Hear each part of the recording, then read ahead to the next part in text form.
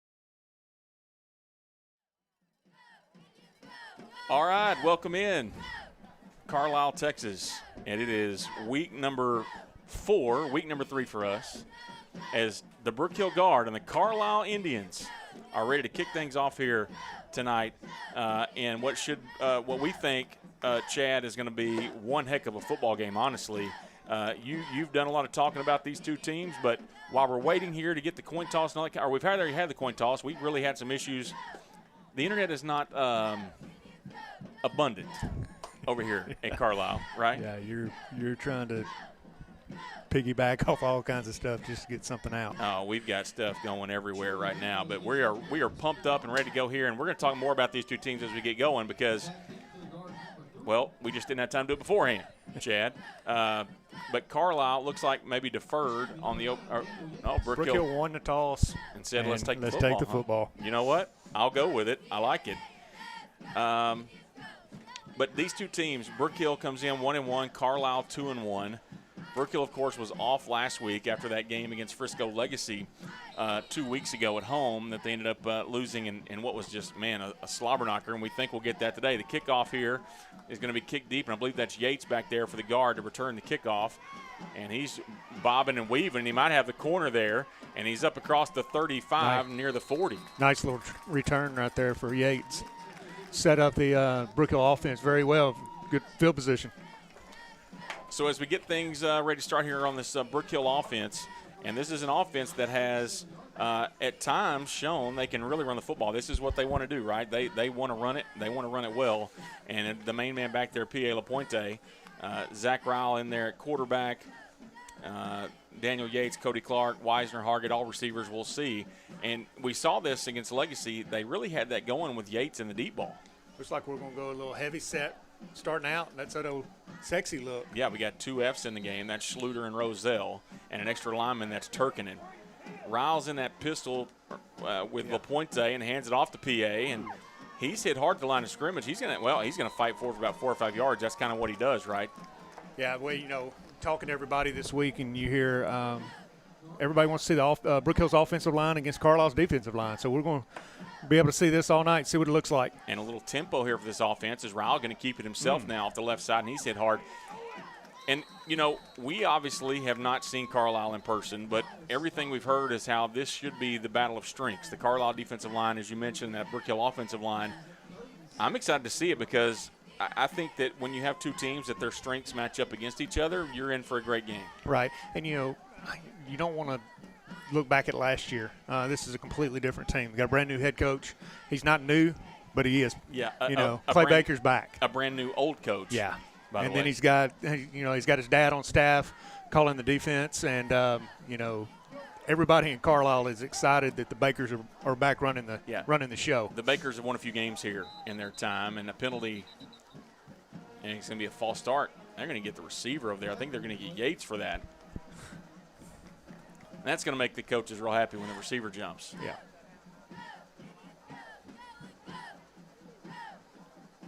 The official didn't throw his flag until afterwards. Yeah, we're not going to start that early tonight. Here we go. Maybe. So here we go. 3rd and 11 now after the penalty. Got Casper Hansen in there, receiver now. Cody Clark on this near side, Yates over on the far side. 3rd down and 11. Riles going to look to pass, drops back, has time, hit on from the backside, and the pass is going to be short. And it's good pressure there by Carlisle. That's number 4, Ivan Garza. Yeah, I was concerned what we were going to look like coming off a bye week. Our bye week's a little different, because Right. seniors are gone. You still have practice, but, hey, the good thing about it, I think I counted, we only had 6 starting seniors. We got a lot of seniors on the team. We only had 6, so really we were able to practice all week full speed. Right, yeah, usually it's a lot more than that. Riles back to punt now on 4th and 11, and he gets a high kick away. Not the longest punt, but it was going to take a Carlisle bounce and picked up there by number 6, Isaac Lundqvist. And Carlisle with a great job on that first drive, Chad. I mean, that's what they have to do against this Brook Hill offense. Yeah, they came out, and they're fired up. They remember what happened last year, and they do not want to see that again this year. So it's going to be a battle. I was hoping Brook Hill would be able to knock the cobwebs off and go down and have a first drive score. But I think we're 0-3 on the season now with first drive 3 and outs. Yeah, and that's that's the one thing that is we'll talk about this as we go. It's the last dress rehearsal before district starts. You don't want to see that. Carlisle now on 1st and 10. The handoff this time goes to it's going to be number 8. Yeah, that's Elvis Hernandez. And he gains, 3 yards, be 2nd and 7. Carlisle's going to be a run-heavy team also. They're going to pound the football, and, that's what they like to do, real heavy. They're going to pass it right here. Yep, empty backfield, and it's a hold. He's going to get the first down. It's the quarterback that time, Antonio Ibarra. What? Edward Park, I thought he had him there for a second. I thought he got pulled down just a little bit. He didn't. We didn't get a flag on that, but it's going to be a first down for Carlisle. That's an Indian first down, and, man, we didn't have a lot of time to talk before the game, but, man, this crowd is a good home crowd for Carlisle. They love their football here. It's 1st and 10 now. And Ibarra's going to keep it himself off the right side. Sarah Harvey there to make the stop, as well as number 50, Eli Hall. And, it goes back to a slow start on both sides, really, right? I mean, that's kind of been both the games we've seen from Brook Hill so far. The starts have not been great. You're right. And, of course, the coaches don't like to see that, but, it's something that you got to deal with.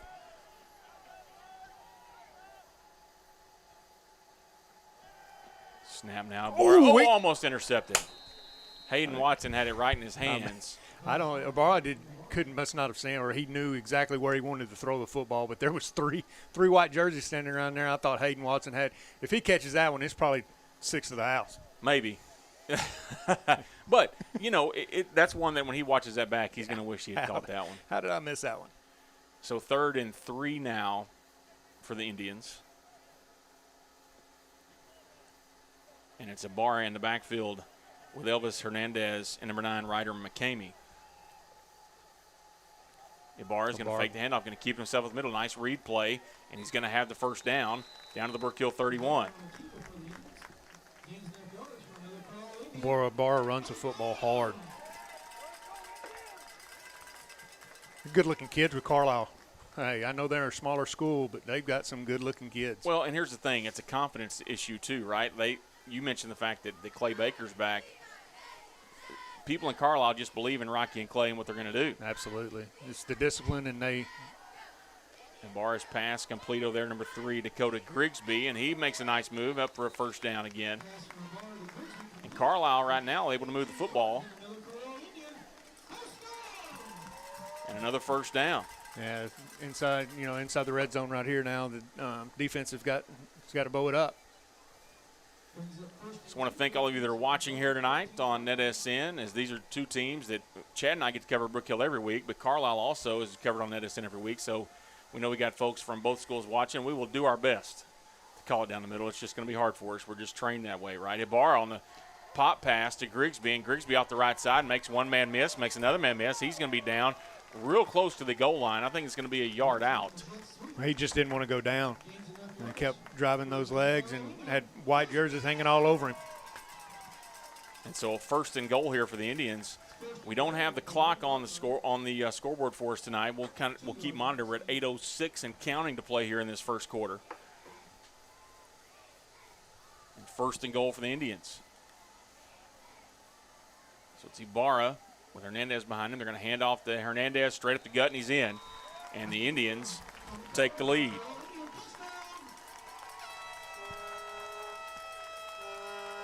And a 1-yard touchdown run for number 8, Elvis Hernandez.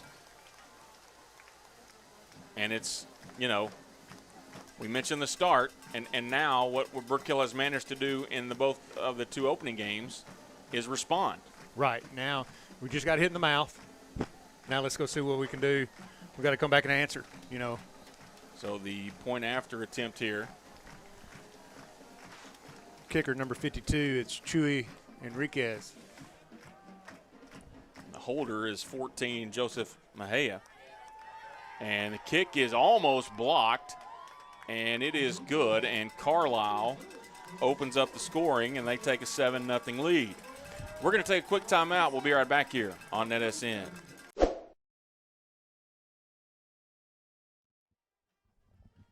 All right, back here after the Carlisle touchdown. 7-0 Indians lead here. Both teams one drive. Brook Hill with a 3-and-out. Carlisle with a great drive there, running the football to score. And it's 7-0 Indians with 7:50 to play in this first quarter. And we mentioned going into the break, Chad, this is a Brook Hill team that has been punched in the mouth a little bit early on in drives in the first two games. And they've been able to respond. So now we're going to see it again. And here's the thing. It is the last non-district game. We'll talk about this more as the night goes on, I'm sure. You didn't really want to see that. A high sky kick, and it's going to be fielded by number 18, Blake Witten. And it's going to be 1st and 10 guard at the 33-yard line. So great starting field position for Brook Hill. Yeah, you got to take advantage of where you're starting right here. Just settle the nerves. You're back to playing football. You missed it a week. Hey, now we got it 8 weeks straight, 9 weeks straight now.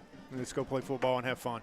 And it looks like a more traditional set here for Brook Hill. Just those 5 linemen now. Schluter's in there at tight end. And you got Witten and LaPointe in there at the back. Brigg, Hargett, and Yates at receiver. Ryle now with 2 backs in the backfield, take the snap, and he's going to hand it this time to LaPointe off the right side, and he's going to fight hard, but we do have a flag down. And, man, it was a gain of 8 on the play, and we'll see what happens and what they call here. That's Brandon Garza on the stop for the Indians. Let's see what the penalty is. Waiting on him to get – it's a hold against Brook Hill.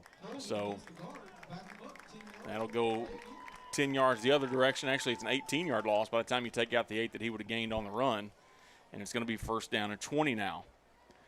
And, when you have strengths like this, Chad, where this offensive line is so talented and the defensive line for Carlisle is so talented, you kind of want them to establish that attitude early. Absolutely, yeah. You want to get, who's dominating the line of scrimmage, right now it's the boys in blue. And look, here's the thing. There's a lot of feeling each other out early on, right? Absolutely. I mean, there's some of that. You can accredit it to that. But we'll see what happens here on 1st and 20 as Ryle back there with Gandy. And Ryle looking to pass deep over the middle. It is going to be incomplete. He was trying to get it there, number 4, Casper Hansen, and just overthrew him. And he didn't hit him right in the hands. Thought he'd come down with it.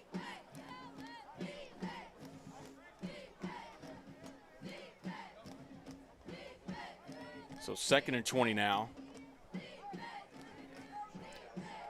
Really impressed with Carlisle defense early on, Chad. Obviously, we have not seen them. We watched a little bit of film, obviously, but film's hard to tell. It is hard to tell, and the opponent has not been the same, right? Absolutely.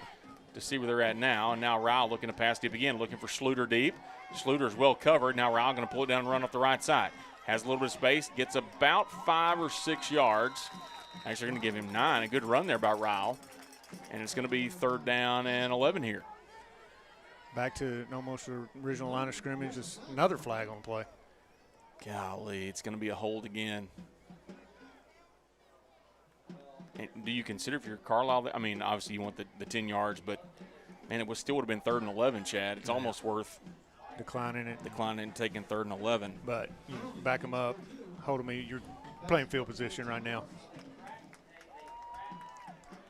So now it's going to be 2nd and Cherokee County. Now, let me see here. 5, 10, 15, 16, 20. Or, excuse me, 30. 2nd down and 30 after the penalty.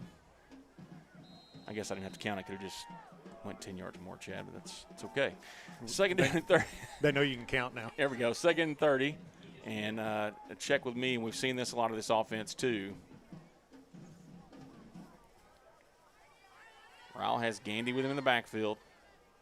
And Gandy's a good pass protector, Chad. That's part of that purpose of him being in there. Quick pass over to Whitten. Whitten has, Hart, and makes the first man miss. And a good rallying job there on that defense is for Carlisle. It was number 4. That's Ivan Garza, and it looked like 54 was in there. Brandon Garza. You know, right there, you know, you're 3rd or 2nd a country mile, right? You're just trying to get as much positive yards you can. You're going to see screens, draws, something like that right there. So it's 3rd and 21 now. It's a 9-yard gain on the play. And Brook Hill in that shotgun formation with Gandy still back there in the backfield. Ryle has time, has lots of time. Throwing deep, looking for Yates, and he dropped it. Had it knocked away there. Good defense there by number 3. That's Dakota Grigsby. And you can tell they've scouted this offense, Chad. Yeah, great route by Yates. Good ball, but the DB played it perfect. You know, he raked the hands over and knocked the ball loose. You know, Yates had it, but didn't come to the ground with it. So it'll be 4th and 21 now, and it'll be Ryle back to punt.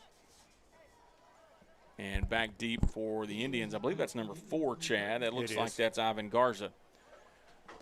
6:29 to play here in this opening quarter, and Carlisle on top, 7-0. Should have known, Chad. Should have known. There's the punt by Ryle, and it takes another Carlisle bounce, and it's still bouncing back across midfield, and will finally be picked up. We're going to have some penalties here, and I think that's going to go. I don't know. That may be against Brook Hill. It is. Let's see. Let's take a quick timeout. We'll be right back here on NETSN. Struggling with mobility, chronic pain, work, or sports injury? At Azalea Orthopedics, our team of highly trained physicians specialize in complete orthopedic care, pain management, sports medicine, physical medicine, and rehabilitation. If you've sustained a bone or joint injury, have mobility or movement problems, struggle with pain, contact Azalea Orthopedics. We're conveniently located across East Texas, serving 18 counties. When visiting your doctor, urgent care, or hospital, you have a choice. Demand Azalea. At Azalea Orthopedics, your health is our priority. The Friday night lights are shining, and we are teaching driving. CDL Training Academy is your resource to a better career. Come and get trained and get tested right here in Henderson, Texas. CDL Training Academy. Visit our Henderson, Texas office or online at cdllearn.com. Brook Hill is more than a school.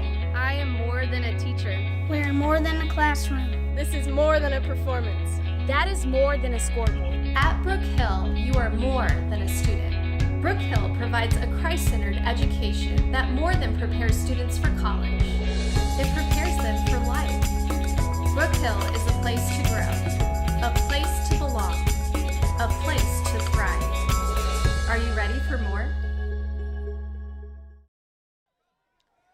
All right, back here in Carlisle, there was a timeout on the field, and a penalty was called on that punt return against the Indians, and it will be 1st down and 10 for the Indians at their own 41 now. So they lose a little bit of field position, but still a great spot to start the second drive there in that little stack receiver formation here, and the quick pass over, and That's set up the double pass.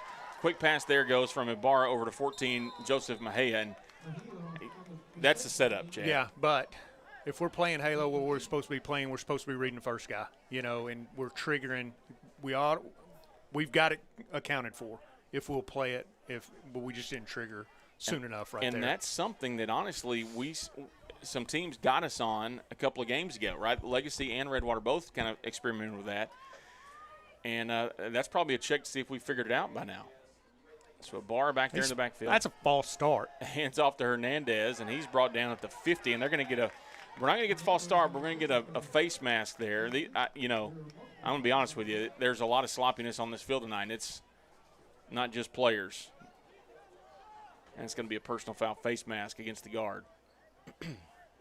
Well, Carlisle's got a good-looking crowd here tonight. Brook Hill brought some over, too, looking good across the way. So there's the face mask, 15-yarder, and that's going to put Carlisle inside the Brook Hill 40-yard line. Let's see. It should be actually about the 35. That's like a 18-yard penalty, but 1st and 10 at the 34.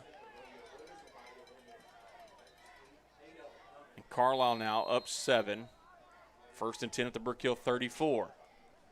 Ibarra, quick pass. Nobody was over there, and they got it real quick to Garza, and it's a gain of 8 on the play. Looks like our defense, secondary-wise, was confused, didn't know where we needed to line up, and quarterback Barra saw that. Quick guy, quick slant right there to the inside receiver, and pick up 7, 8. And it's they've been coached what to do, right? Carlisle's just putting them in some spots that maybe they haven't seen in practice. They're putting some new stuff out there. And there's some adjustment time. We know this. Again, and we talk about practice. You can't practice speed. Yeah. You can't coach speed. Ibarra looking to pass. Has a man over the middle, incomplete, and I'm surprised we didn't get a flag there. I think it was incidental contact, but the way it's been going so far tonight, there's flags going everywhere. That was good Both coverage sides. there. Greg Lacasse-Grandin was in coverage there for the guard. Also, I think Blake Witten was over there. And so 3rd and 2 now for the Indians. Once again, I want to thank all of you watching here tonight on NETSN. 127 of you watching at the very moment, and we're glad you're with us here on NETSN. Expecting a great one here tonight. I'm expecting quarterback run right here. You got him scouted out. There it is. Ibarra off the right side has the first down, makes a move inside. He's going to be brought down there. That's 28 Hayden Watson, number 11 Nico Metnin on the stop. And another first down for the Indians with 5:14 to play in the first quarter. I know Coach Collins. We look at the same stuff, and I know he knew exactly what was coming right there. He's got him called right, exact defense that he wants. We just got to make the play. And I think nothing frustrates you more than when you know what's coming and you don't stop it. Exactly. 1st and 10 here at the 18. And great pressure by Lacasse-Grandin and finally brought down by Rouleau. Finally, that's the first time we've gotten some pressure on him. And it slows him down just a little bit, maybe. So a loss of 4 on the play. But let's say it's close to 4. Besides the penalty, that's the first negative play they've had all night. And maybe that's a little momentum. We've seen this, right? This was what happened 3 weeks ago against Redwater. It was sloppy. It was slow at the beginning, and it just took a minute to get going. Legacy was just a battle. A great ball game. And you're going to be in for that tonight. Yeah. So Ibarra now has Hernandez to his left. Hernandez is going to motion out. We've seen this empty look a few times. Quick pass over here to 14 guard or to Mejia. And Mejia down the right side and knocked out of bounds at about the 3-yard line by number 2 for the guard. That's Cody Clark. And it's going to be 1st and goal for the Indians again at the 5-yard line. Just a little pitch and catch out there. Get it out there to the speed and let him go. It's just a long sweep, right? And that's a tricky play, right? Because what you see is you put that running back in motion and you expect the ball to go to him, but he's the lead blocker. And you get it. That's tough because Elvis Hernandez is a load down there. 2 backs in the backfield now for the Indians. And let's see. They're going to – somebody got down. a guy down there. So they'll call the timeout. And let's see if they're going to – yeah. Let's stay here. We'll stay here, Chad, and talk about this. We haven't talked a lot about this. Tell us what you've seen as you scouted this Carlisle team this week? I mean, it's a family. I mean, not just by the last name Garza, but those all these guys are playing together. I mean, just from looking at back from the film from last year to the film from this year is two totally different ball teams.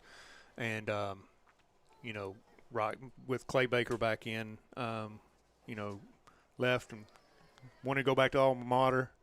Sometimes it's hard to go home, you know, and he had opportunity to come back to Carlisle, bring his dad on with him, and it's been I'll tell you, these people are very, very excited. Yeah, we were talking to people in the press box before the game, and we're like, hey, is everybody happy? And they're like, oh, yeah. Absolutely. Yeah, absolutely. And here's the thing. They don't fault him for that, right? Like, no, I mean, to go to everybody school, wants to go home and try it. Well, not everybody. I got to be honest. I don't, but it's worth a shot. And, right. and it's a big job, right, in East Texas, and kind of a sleeping giant over there with Henderson. But they are definitely glad he's back. And to bring Rocky back, hundreds of – I don't know how many – I say hundreds. A lot of games won by the Bakers. But, yeah. Here. Back to action here, 1st and goal from the 5, and the handoff goes to number 4. That's Ivan Garza. And he gains about a yard. Linebacker field was really good right there. A couple of new pieces back on this defense here. Really just one, Danger Troy, back for the guard. He was without a couple of weeks with I think he might have had a concussion, but he's back. And that gives our opportunity for our linebackers to stay fresh, right? Yep. We can run, you know, if he's in, he may be at end, he may be at backer. It's able to give some guys a breather. He's playing outside backer today, but he knows the inside backer spot. Ibarra now will hand off to Hernandez. Hernandez off the right side, and he's going to fight his way through again. And Elvis Hernandez, it's been the Elvis show tonight, and it's 13-0 Carlisle with 3:19 to play in the first quarter.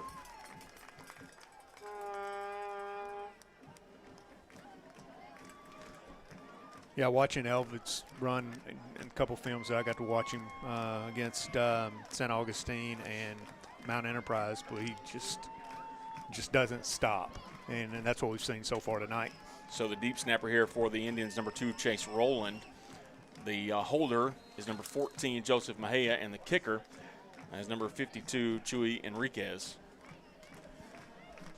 You got it there. I see you, Chad. You're taking care of me, and the extra point attempt is up, and the extra point attempt is good. Sorry I didn't update the scoreboard there, and Carlisle now has a 14-0 lead. 3:19 to play in the first quarter. We'll take a timeout, and we'll be right back. Struggling with mobility, chronic pain, work, or sports injury? At Azalea Orthopedics, our team of highly trained physicians specialize in complete orthopedic care, pain management, sports medicine, physical medicine, and rehabilitation. If you've sustained a bone or joint injury, have mobility or movement problems, struggle with pain, contact Azalea Orthopedics. We're conveniently located across East Texas, serving 18 counties. When visiting your doctor, urgent care, or hospital, you have a choice. Demand Azalea. At Azalea Orthopedics, your health is our priority. Okay, back here at Carlisle, and the Indians are just dominating this first quarter, 14-0.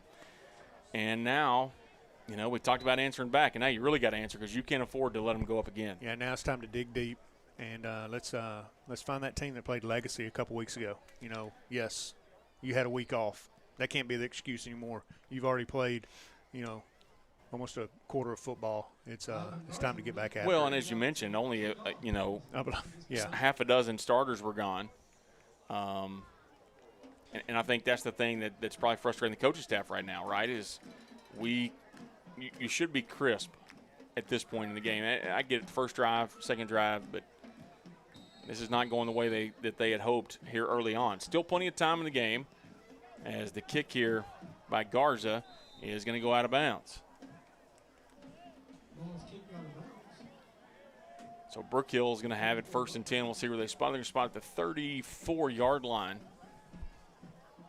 I thought you had to, I don't know, Chad, I thought you had to be at least 35 there on that. I don't know. Man. A 1st and 10 at the 34. And a big drive here for this offense. And man, I really want to see him just come out and establish the run. I know you're down by 2 touchdowns. Just establish the run right here. We're still in the first quarter. Yeah, go with pound them here. Yeah, go with what you do. There's a lot of football left. So it's going to be Ryle. This is the first time in 3 weeks that I've seen the 4-ish, 4-2 look. LaPointe off the right side. Now PA says, okay, give me the football. Breaks one tackle. Stiff arms him, still on his feet.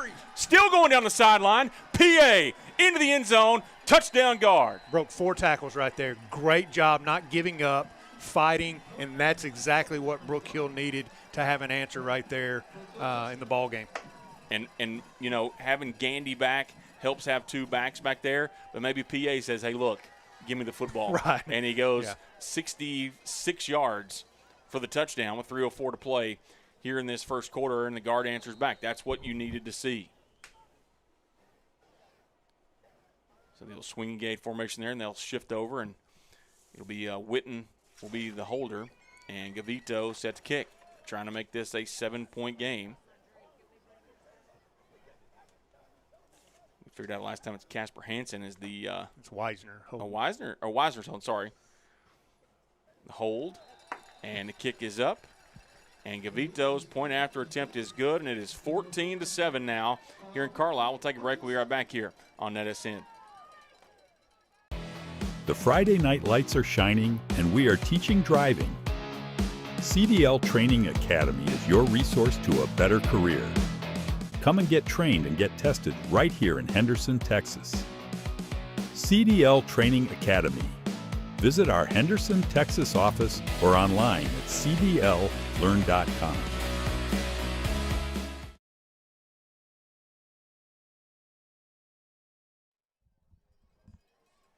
All right, back here in Price, Texas. I don't want to say back in Carlisle because that's not a thing, I guess. I don't know. We're in Price. Carlisle's, I don't know. That's consolidation. Somebody smarter than me figured that one out, right? But here in Price, I know what you're putting your hands up like, okay, a lot of people smarter than me. Okay, maybe so, but that's okay. But the guard answers back. 14-7 the new score with 3:06 to play, I believe. 3:04 in this first quarter. And Gavito set to kick it off here for the guard. And it's going to be a deep kick. And it looks like it's going to go into he's going to bring it out of the end zone. That's Grigsby, I believe. And Grigsby will be brought down shy of the 15-yard line. So I appreciate Grigsby wanting to make a play there. They're definitely hot, but it's going to cost them some field position. Yeah, this is a great opportunity for the defense. Hey, 2 drives haven't gone how you wanted them to. Now it's time to, Coach Collins has been over there talking to the ones that he can, that may not be going both ways. Not too many of them, but he is guaranteed he's coaching them up, teaching them, let's get a stop right here. I'm trying to figure out how 11 seconds ran off the clock on that kickoff, but either way. So Indians now 1st and 10 with the bar of the quarterback. Has Hernandez, and I believe that's Garza back there with him, and a pass incomplete. So 2nd and 10 now. Now, you got the offense to make a play, Chad. You want the defense to make their play here. That's what I was talking about. Coach Collins is, like we've said many a times, he's been in it a while, and he knows what to do. He'll make the adjustments on the fly. The guys will be ready. We just got to be able to execute it. Said it multiple times. I trust him in these spots. It's not going to be a lack of preparation, I can assure you. 2:51 to play here. Quick pass over the far side of Grigsby, and I thought it hit the ground. They'll say he caught it. Mettenen's the first guy there, and then Lucase Grondin. He's going to be shy of the first down marker. And a great job there of trying to strip the ball out. The first guy held him up, Mettenen did, and Greg comes in there and trying to take the football. Absolutely, and just any way to get that football, punch it, rip it. That's what we teach. So 3rd and 3 here for the Indians. Big opportunity for the defense. Yeah, need to get off the field here. And you're thinking, again, what do you think quarterback run? That's what they've been doing it all night. We'll see what they do if they put Hernandez in motion again. No, there's a check with me for them as well. That's worked, man, when they've motioned Hernandez out of the backfield. It's really put the defense in a bad spot. It reduces one in the same thing, way overthrew him, trying to get it over there to Mejia. And it's going to be 4th and 3. Coach Riles asking for a backwards pass. It's close for sure. It's a hard angle for us here. They're moving him back. Okay, yeah, they're going to say it's a backwards pass all the way back to the 17-yard line. So now it's going to be 4th and 10. There you go. Defense got the stop they need. You know, that's what we were just talking about. It's, you know, 2 incomplete passes, but, hey, you know, they've got to execute too. So Wisner is back deep to return the punt for the guard. The punter, Carlisle, some late movement there and just checking to see if Brook Hill would adjust, and they did, fortunately. The high snap. That's going to be high. It's going to be great for Brook Hill, but you got to get out of the way of that. Takes a great Brook Hill bounce inside the 25. That was actually a bad punt that could have been really dangerous. Either way. Yeah. Yeah. Not just for Brook Hill, it could have gone, you know, it could have hit Carlisle and we picked it up and run it in. It could have hit, you know, Brook Hill and them get on it. I mean, it was one of those you don't like to – as a special teams coach, I know Coach Harrison's over there just about to lose his mind. And none of the guys from Brook Hill seemed aware that it was in that area. Right. Well, I thought I thought Chewy was fixing to run the football. I tell you what, good luck tackling Chewy in the open field. Yeah, you know, that big old boy running, you know. So 1st and 10, ball's at the 24-yard lines where they'll spot it. And you got the stop on D. Now you need the offense to come through and get us back even. Ryle fakes the handoff. Quick pass over to Schluter. Schluter off the right side. Makes one man miss, and he's down inside to about the 13-yard line. It's going to be close. I haven't seen a motion yet. Yep, there they go. First down. Good job. Great catch by Schluter and getting upfield quick. You know, what's hard sometimes is on that out route. Yeah. Kids just stay in, you know, what we call leaking to the sideline. Yep. But he got his foot in the ground and got upfield quick. Yeah, did a great job there for sure. 1st and 10. Carlisle's defense is a little confused now, too. Their coach is going crazy. Ryle looking to pass. Slant pass over the middle. Incomplete. Had Drew Wisner in the end zone. And it falls incomplete. And Drew will want that one back for sure. Great route. Ball is right on him. Just got to execute. Wisner, the sophomore, has a great set of hands. He will not drop many. Yeah, over the course of the year. He'll see that one tomorrow and go. Hopefully he's not thinking about it right now, but that's one he won't have to wait till tomorrow to think about. Right. But Drew will bounce back. 2nd and 10. Ryle on the shotgun, sends a man in motion. They're going to give it to him on the jet sweep. That's Hanson. Hanson off the left side, spin move, knocked down at about the 13-yard line, so a gain of 1 on the play. It'll be 3rd down and 9. Now, this is the good thing for Brook Hill. They do have the weapon in Gavito. You don't feel the pressure that you have to get it in the end zone here because you do have the field goal option. And it's still a long ball game. You know, it's still 3 more quarters. But, you know, hey, this is – if Carlisle can hold Brook Hill right here to just 3 points, that's a victory for Carlisle, you know, especially on the field position that, you know, Brook Hill started with. And I would say that unless it's maybe a yard or two, you'll see the field goal here if they don't get the first down. 3rd and 7, 3rd and 8 here. Ryle looking to pass. Corner of the end zone, and it is incomplete. He was trying to get it to Yates again, and they looked like they might have had a little mix-up there. And let's see if we're going to get we're going to go for the field goal here. Coach Harrison, Coach Ryle talking about it. Here we go. Yeah, going to kick it. I think it's the right move here. Right. You know, I don't know right there if the route was supposed to go to the front pylon or back pylon. We kind of split it, and, you know, Zach didn't know. I think he threw it more to the front pylon, and Yates just didn't get there. That'll be all right. They'll get that coached up. 33 seconds to play here in the first quarter. 14-7, Carlisle leads. And Gavito set to try a 29-yard field goal here. And the kick is up. And the kick is good. 29 seconds to play in the first quarter. The new score, Carlisle 14, Brook Hill 10. We'll take a timeout. We'll be right back. Brook Hill is more than a school. I am more than a teacher. We're more than a classroom. This is more than a performance. That is more than a scoreboard. At Brook Hill, you are more than a student. Brook Hill provides a Christ-centered education that more than prepares students for college. It prepares them for life. Brook Hill is a place to grow, a place to belong, a place to thrive.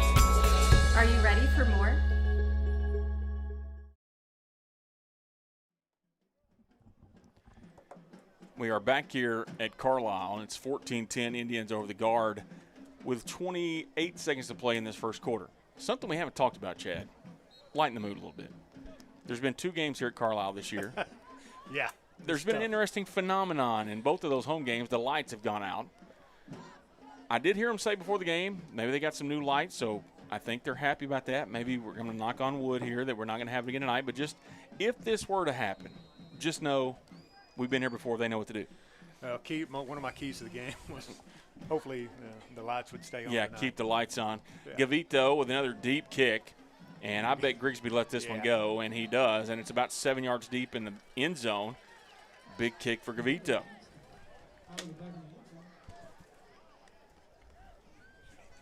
So 1st and 10 now for the Indians.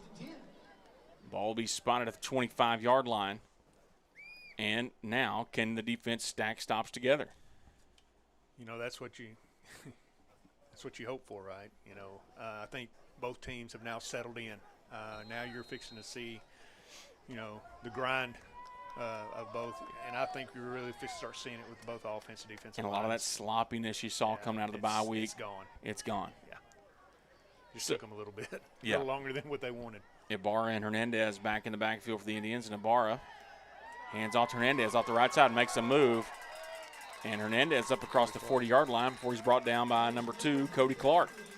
You know, I think what you're going to see right here by both sides, offensively speaking, is they're fixing to go back to their bread and butter, and that's going to be running the football.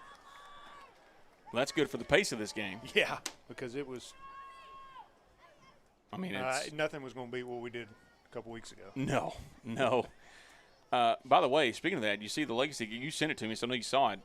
2 weeks ago, we had Frisco Legacy, and the kicker Jack Drygas. He made national news last week. Made a 64-yard field goal. It doesn't surprise me. No, he's got a leg on him. He had a leg. That's the end of the first quarter. Your score: Carlisle 14, Brook Hill 10. We'll take a timeout. We'll be right back. When you talk about Brook Hill Athletics, you're talking about a program that gives you the whole package. At Brook Hill, we are very competitive athletically. In fact, we've won 14 state championships in the last 11 years. We have state-of-the-art athletic facilities, and with our new turf training field, we're once again proving our commitment to providing quality athletic venues. We have 20 coaches at Brook Hill who are full-time employees. What that means is they're here all day, every day, investing in the lives of your student athlete by mentoring, being advisors, and preparing them for college.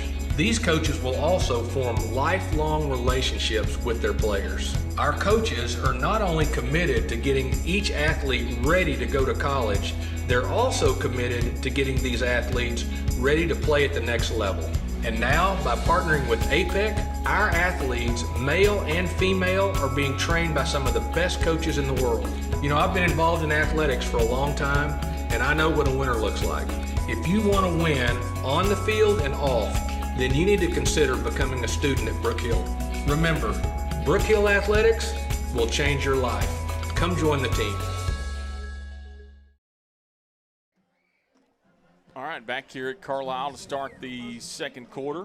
Carlisle with that 14-10 lead. It was all Carlisle early, then Brook Hill answered back. And here we go. Indians, good field position again, 1st and 10.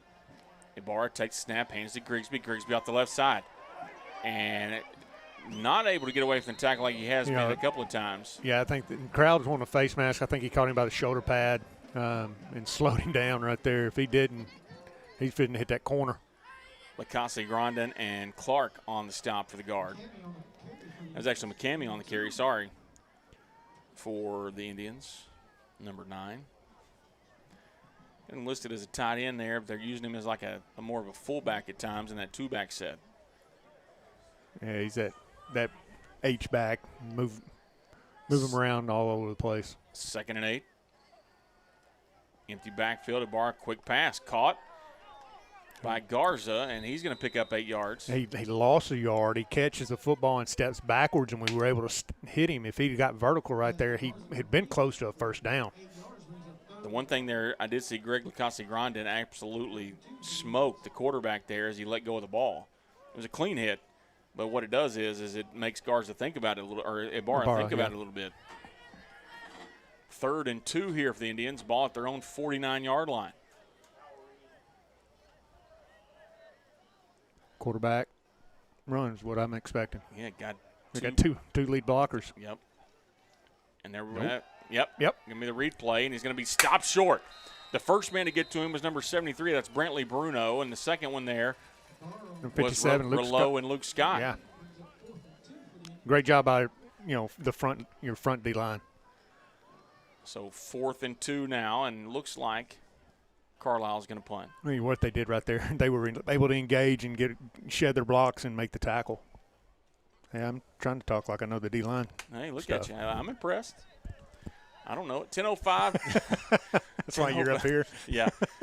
Man, it hurt. 10:05 to play in the first half. 4th and 2 for the Indians, and it's our man Chuy Enriquez back to punt again. I may consider. Look at the quarterback's looking over here. You do have Ibarra as one of the upbacks here. So you got to pay attention to any kind of a fake situation. There it is. Ibarra has it, and Brook Hill sniffs it out, and it's not going to work. Brantley Bruno again. Great job. I mean, that's a good heads up right there. I don't know if Brook Hill was expecting that, but they, with Ibarra being in there, I promise you, Coach Harrison, special teams coordinator, has got the guys coached up on that. Yeah, Hayden Watson was in on the stop. Cody Clark, Sidney Rouleau, Brantley Bruno. Nice job there defensively to sniff that out. Yeah, I mentioned it right before, but that's the danger when you have your quarterback in there as the upback is all kind of things. And it was a read play. You don't see many fake punt reads. No. Like it's usually just catch and go. Take it and go. So 1st and 10 for the guard here. Ryle in the shotgun. He's going to hand it this time to Gandy. Now a little trickery. Hansen on the reverse, come back around, and Carlisle sniffs it out. But Hansen able to spin and pick up. Man, he's still on his feet, about 9 yards there. And Hansen, a great job of turning nothing into something. Man, he got thrown for almost a first down right there. I'm not sure who made the tackle over there, but they slung around like a rag doll and almost threw him on his feet and kept running. Yeah, I'm not sure that's not how he got 9 to start with. Yeah, he was hit in the backfield, unable to get away. That's a big play there by Casper Hansen. It was a great play by number 4 for them. That's Garza. Yeah. 2nd and 2, they give him 8 on the play. They fake the jet now. Ryle over the middle's got a man. It's Sluter. He's wide open. Touchdown guard, and Brook Hill has the lead. That's a play that has been in this playbook for a long time. And wide open over the middle of the field was the tight end. Hot. Man. Yeah, there you go. And now the swinging gate.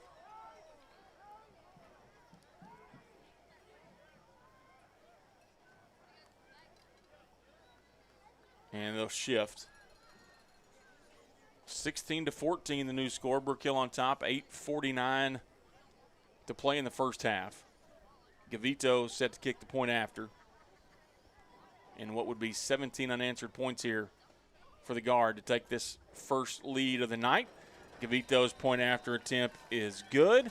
And Brook Hill, a 3-point lead. We'll take a timeout, and we'll be right back. Struggling with mobility, chronic pain, work, or sports injury? At Azalea Orthopedics, our team of highly trained physicians specialize in complete orthopedic care, pain management, sports medicine, physical medicine, and rehabilitation. If you've sustained a bone or joint injury, have mobility or movement problems, struggle with pain, contact Azalea Orthopedics. We're conveniently located across East Texas, serving 18 counties. When visiting your doctor, urgent care, or hospital, you have a choice. Demand Azalea. At Azalea Orthopedics, your health is our priority.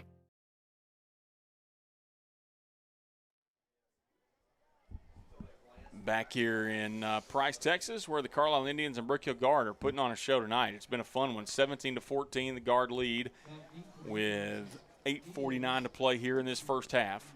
It's fun to be back on a Friday night. Man, I didn't know what to do with myself. Oh, yeah, I did. I just sat around and did nothing last Friday, to be honest. Yeah, we traveled, saw family, but we're glad to be back out here calling the game for you. Gavito with a kick, Ooh. and it takes a bad bounce and goes out of bounds. Well, I thought that was fixing to back up and give us opportunity to get down there on it. Like you saw that in the NFL a couple games ago. Man, and yeah, the guy from the Steelers lets the kickoff go. Didn't understand that in the NFL. It's live. Yeah, I know that lady right there on the screen. Just handed the official the ball. Anyway, yeah, she's excited. She got in the action. She'll be excited to hear that later. I know. I'm in one boot already. She'll have me in another one. We're talking about her. But, yeah, the return man for the Steelers the other day didn't know he had to get on the football. Yeah. And he was quickly Mike Tomlin the next day in the press conference said he will no longer be returning kicks. Ultimately probably cost him the game. Yeah. So the kickoff goes out of bounds. It'll be 1st and 10 out. And they're spotting at the 30, so it's 5 yards after the touchback. That's what the rule is. Okay, now I can live with that. Wondered why it wasn't at 35 earlier. That's why. So Ibarra now. That loaded backfield, hands off to Hernandez. Hernandez off the left side. Fights hard, gains about 3 yards. Man, I love Hernandez. He's a great runner. Oh, he's hard running. I told you, watching him on film, it's I knew he was going to be a load to take down. You know, you put him and Ibarra together. I mean, and, you know, Clay's done this a while. That's why he's got them two back there. 2nd and 7 now. Ibarra looks to pass, and it is caught by number 4. Great grab. Ivan Garza. Yeah. I want to thank all of you for watching. I know some of you may be chatting with us tonight. And we're not able to see the chat tonight. I'm going to try at halftime to get that back up. So if you're chatting with us, keep chatting, and we'll get it loaded up. But we know a lot of you are watching. Text messages are going crazy. Ruth Weatherington, just text me. It's funny. So I am in a boot, right? And it's not my wife's fault, but I've been telling a lot of the kids it is. Ruth just texted me. It was actually funny. Her son came and told her that was what it was. So my wife may be public enemy number 1 now. 3rd and 3. A nice pass over the middle. Incomplete. Trying to get it to Joseph Mejia. And it's an incomplete pass. Will bring up 4th down and about long 3 here for the Indians.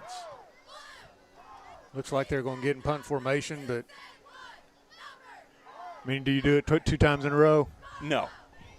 Well, it's got to be a different one, right? You got to have something different here if you're going to do it. Unless you're on Thursday nights calling. Oh, yeah. First off, wouldn't even know what a punt formation is. Absolutely. We could get rolling one night on JV football stories, but we'll pass. Chewy gets the snap, and Chewy with a nice – that's a good punt for him. And no, for anybody, not just for him. That sounded bad. And a nice roll. Inside the 10, inside the 5. It is going to check up at the 3-yard line. Great kick by Chewy. First off, he's on the all-name team already with Chewy Enriquez. Yeah. But with a punt like that, that's big time. Yeah. And it flips the field in a major way. Brook Hill does have the lead 17-14 with 7:33 to play in the half. But now they got to go a long way to add to it. Well, you can cap off a good drive right now. You know, if you'd have, a 7-minute drive right here to take it into the quarter and get some points out of it, it'd be great. I think Coach Copeland's going to go with what, again, I keep saying your bread and butter, and it's running the football. Yeah. And back there in the backfield with Max LaPointe again. And last time he touched it, he took it 66 yards to the house. You think he has a 97-yarder in him. And Ryle's going to keep it. And gains just a little bit up to about the 5-yard line. Number 54 right there, Brandon Garza on the tackle. He met him right in the hole. And Zach was able to get a few more yards. I just want to point out, I'm looking at the call sheet here. Chewy Enriquez starts at right guard. He starts at defensive tackle. He kicks. He punts. He does it all. What else does he do? He's got a restaurant named after him. Yeah. I could go for that right now, actually. You take me to Chewy's right now. Here we go now. 2nd and a long 7 here. Ryle has PA to his left. They send a man in motion. They're going to give it to PA. PA up the middle. He's brought down pretty quick. Again. At inside That's linebacker. Brandon Garza. He's a player, boy, sitting there right in the middle. I mean, good-looking kid, and he is not afraid of contact.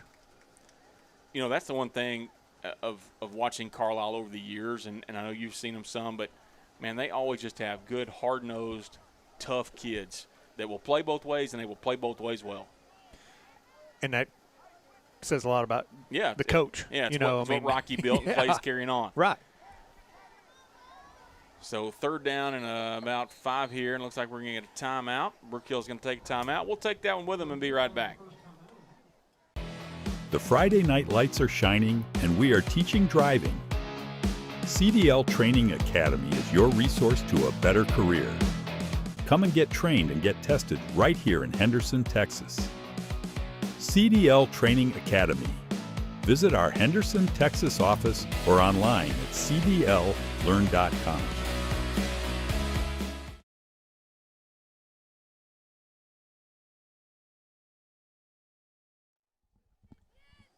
All right, back here at Carlisle High School, where the Brook Hill Guard lead the Indians 17-14 with 6:10 to play in the first half.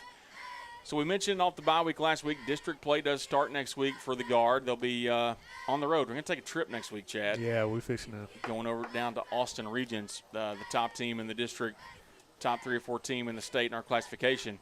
And it's going to be the ultimate measuring stick for what happens going forward. Absolutely. You know, last year, actually, we played them a really great ball game. Had an opportunity to beat them in the fourth, and I will say, I think we just gave it away. You know, we had incident on the field, with Emily and getting hurt, and I think it changed the momentum. It did. And that was huge. 3rd and 5, Ryle looking to pass, looking deep over the middle for Yates, and it's almost intercepted there by number 3, Dakota Grigsby. And they are not going to let Yates beat them deep. No, they're not. They know that he is our deep guy, and they've scouted it real well. And, you know, Ryle wanted to go to him, and Yates just didn't get his head around in time. So 4th and 5, 6:06 to play here. And the Guard will punt it away. Garza. Yeah, back deep. Yeah, and that's Ivan. Man. You say Garza, one of them's going to be on the field, right? You know. And a good kick by Ryle. Oh, he did. He's touched it. Yeah, he didn't able to fall back on at the 42. And honestly, he had to pick up that football, Chad. I know it's maybe not the best decision, but if he didn't, it was going to roll 15 more yards. And then we were closing ground, and we had an opportunity to get on it. Yeah, and they need points on this drive for their psyche to go in, right? You score the first 14, you were dominating the first 6-7 minutes of the game, maybe even longer. Yeah, I mean, and you need it was all theirs. Yeah, you not able to capitalize on that, and so they're going to need to do something here, just to go in the half field. You know, I don't know if Chewy can kick a field goal from how far out, but if they can even get 3 here, it's a good move for them. 1st and 10. Is that stack? Yep, that's stack again. Let's see what they do. There it is. There's the Fox play, and they got him. And it's going to be wide open touchdown to number 4, Ivan Garza. We talked about it. They set it up the whole night. And just froze the secondary. And a quick strike. We said they needed it. There you go. 20-14 now. Or 20-17, excuse me. There we go. Had to push the button the right way. 20-17, Indians lead, 5:44 to play. And you know that's not the first. You know they've seen that this week in practice. You know, and it just, again, game time situation. It's tough to coach that. Just got lackadaisical. So our man Chewy Enriquez set to kick the point after attempt. Snap's good, the hold is good, and Enriquez point after attempt is good. Your new score with 5:44 to play in the first half. Carlisle 21, Brook Hill 17. We'll be right back. Brook Hill is more than a school. I am more than a teacher. We're more than a classroom. This is more than a performance. That is more than a scoreboard. At Brook Hill, you are more than a student. Brook Hill provides a Christ-centered education that more than prepares students for college. It prepares them for life. Brook Hill is a place to grow, a place to belong, a place to thrive. Are you ready for more?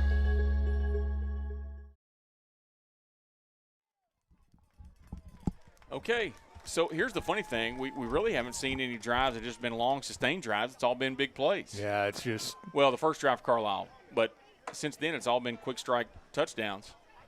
And Brook Hill's got time now to answer back and take that lead, 5:44 to play in the first half. And remember, Brook Hill got the ball first to start the game, so Carlisle will have to start the half. Well, and again, to help their psyche, right? Going in at halftime, They started out slow, sputtered, were able to regain everything and get back ahead. Had a little miscommunication on the secondary right there to give up, that big play. Now it's the opportunity for the offense to drive the ball down, and let's get some points going into halftime. So Enriquez set to kick off for the Indians. And that's probably Yates back deep. Lacase Grandin and Nico Metnin are the next two up. They've been kicking it short here. I assume they'll do the same thing right now. And they do. A short kick to the near side, and that's Wisner. Just calls for the fair catch, and he'll have it at about the 38-yard line. 39 is where they'll spot it, 1st and 10.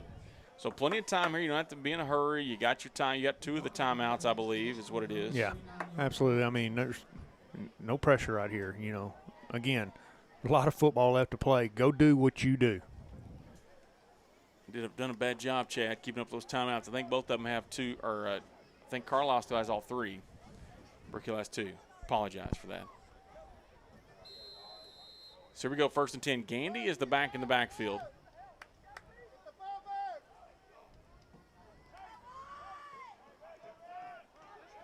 Ryle brings Witten in motion. They're going to fake the handoff to him, give it to Gandy up the middle. Gandy off the left side. First is down. going to have a first down, still fighting his feet. Up to the Brook Hill 49, and it'll be 1st and 10. Gandy runs the ball so hard. Both backs do. And that's what, throws defenses off guard because you think, oh, there's a new running back in. He doesn't run the ball as hard. A little tempo now. And Ryle, screen pass over to Hargett. And Hargett, it was a great block by Witten. Hargett off the left side is going to have a big play and a flag late. That's going to be a late hit. Yeah, out of bounds. And so a great play turns into an even greater play.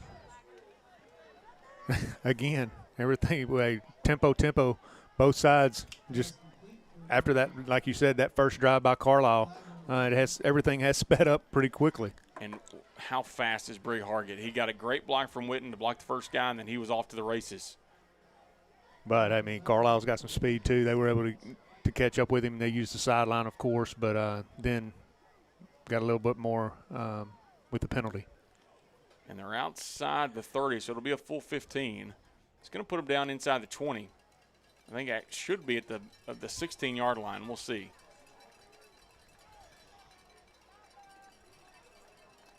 Well, no. It's okay. Math's hard sometimes. 18-yard line. Or, sorry, yeah, the 18. Yeah. So 1st and 10 guard at the 18 after the penalty. I can't see the end zone right now. Well, the good news is we got great camera work by our man Braden out there. Bringing you all the action. You can watch it at home tonight on YouTube.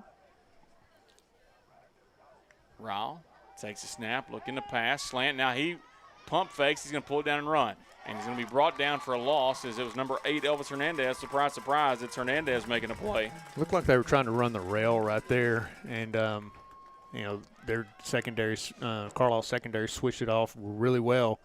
And Zach just pulled it down, tried to get positive yards, wasn't able to get back to the line of scrimmage. So 2nd and 11 now after what will officially be a sack by Elvis Hernandez.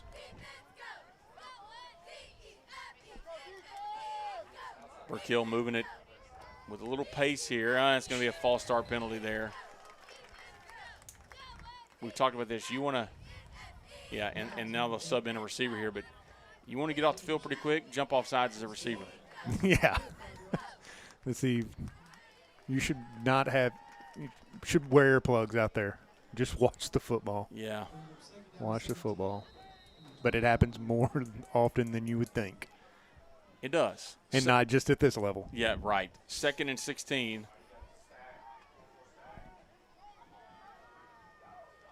Ryle puts Witten in motion. They're going to hand it to Gandy again. We've seen this play a couple of times now. Gandy out the left side, brought down. Boy. After a gain of about 6 on the play. Diaz, well, he came up flying. He filled that from a safety spot. They're running, I'm telling you, watching them in film, I saw a 3-3 stack. I saw the 3-4, 3-5, 5-3. We saw a little 4-4. Now we're just 4-4 right there. So 3rd and 13 for the guard here with 4:10 and counting to play in this first half. Indians lead by 4 in what has been a game of streaks. Yeah, absolutely. Brook Hill looking to answer back here. You want to get positive yards right here because, we have Javier, right? Ryle looking to pass over the middle for Schluter again. Oh, a PI. Let's see. Oh, my goodness. Yeah, I don't know how you don't get that one. Wow. He got him early. Way early. Our coaching staff is going crazy. And so on 4th 13, we're going to go for the field goal here. I like it. Gavito's got the leg. Wow. And, yes, you hear that crying. It may be us about the pass interference. But it looked early. The contact definitely looked early. Gavito will come in to try to kick will be a 38-yard field goal. Once again, Wisner, the holder, Hansen, the long snapper here. From the left hash. Yeah, it's blocked. He's got to be offsides. And it is out of bounds. And the kick is no good. And no flag there. I'm with you. He took off way early. That was quick. But, hey, you got to go play it now. They've got 3:42 left. They're going to go down and try to answer right here and put some more points on the board. Man, that's tough.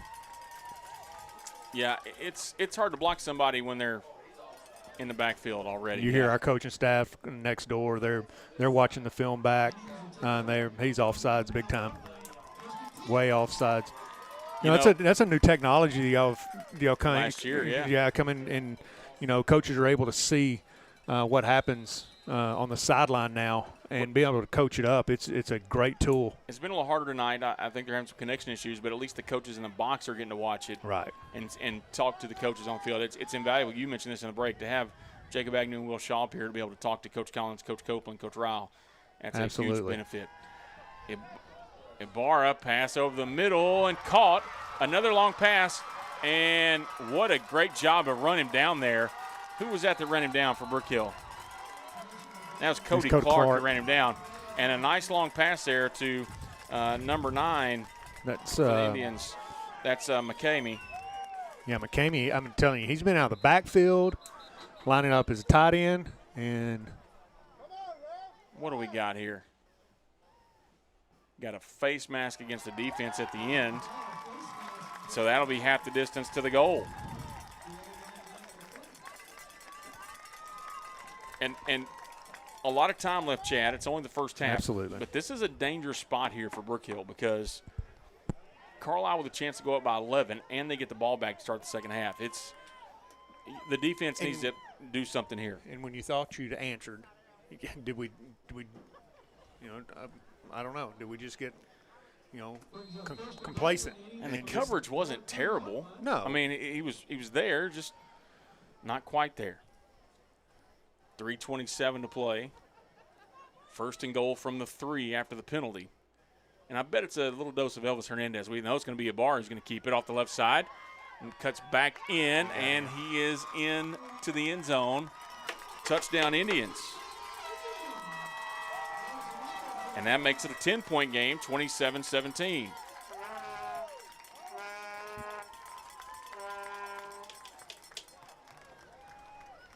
So Enriquez will come in and try to kick the extra point now. 3:19 to play in a half.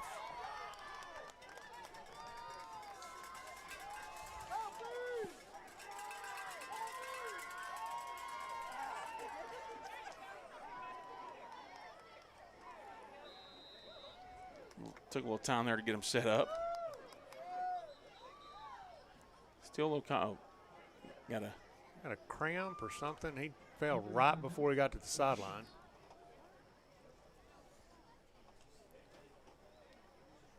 We'll take the time out with him. We'll be right back here on NETSN. The Friday night lights are shining, and we are teaching driving. CDL Training Academy is your resource to a better career. Come and get trained and get tested right here in Henderson, Texas. CDL Training Academy. Visit our Henderson, Texas office or online at cdllearn.com. All right, back here after the timeout on the field, and Enriquez point after attempt is up. and it is good. 3:19 to play in the first half. Carlisle now leads 28-17. We'll take a timeout. We'll be right back. Struggling with mobility, chronic pain, work, or sports injury? At Azalea Orthopedics, our team of highly trained physicians specialize in complete orthopedic care, pain management, sports medicine, physical medicine, and rehabilitation. If you've sustained a bone or joint injury, have mobility or movement problems, struggle with pain, contact Azalea Orthopedics. We're conveniently located across East Texas, serving 18 counties. When visiting your doctor, urgent care, or hospital, you have a choice. Demand Azalea. At Azalea Orthopedics, your health is our priority.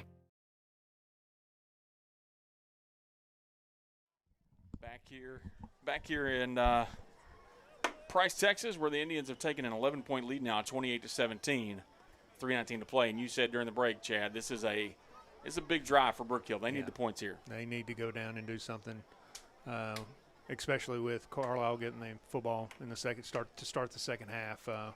We got to get some points to shorten that lead.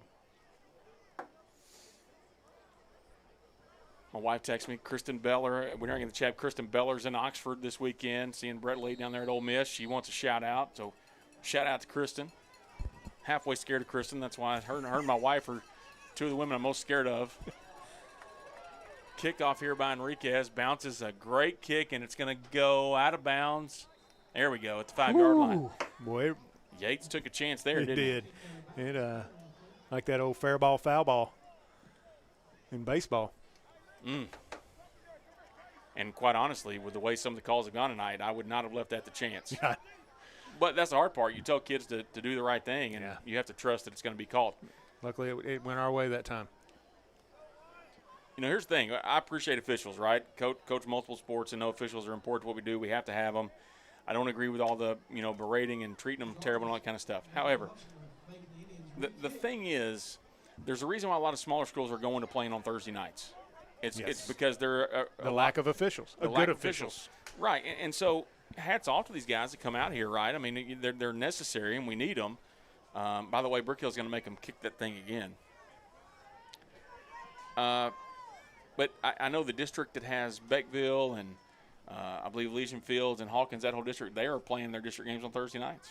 And I think that's maybe the right call. I mean, the good guy, I'm not saying they're all bad. I'm not saying they're bad. But there's more that know the rules than others. And it's young. It's experience, right? It's an experience thing. You have guys who are coming in first, second year calling varsity football games, and it's tough, hard to do. It's fast. Yeah, the speed is so much different, and it almost puts them in an unfair spot, Chad. It's not even a criticism of them as much as the system. It's situation. Enriquez with the kick.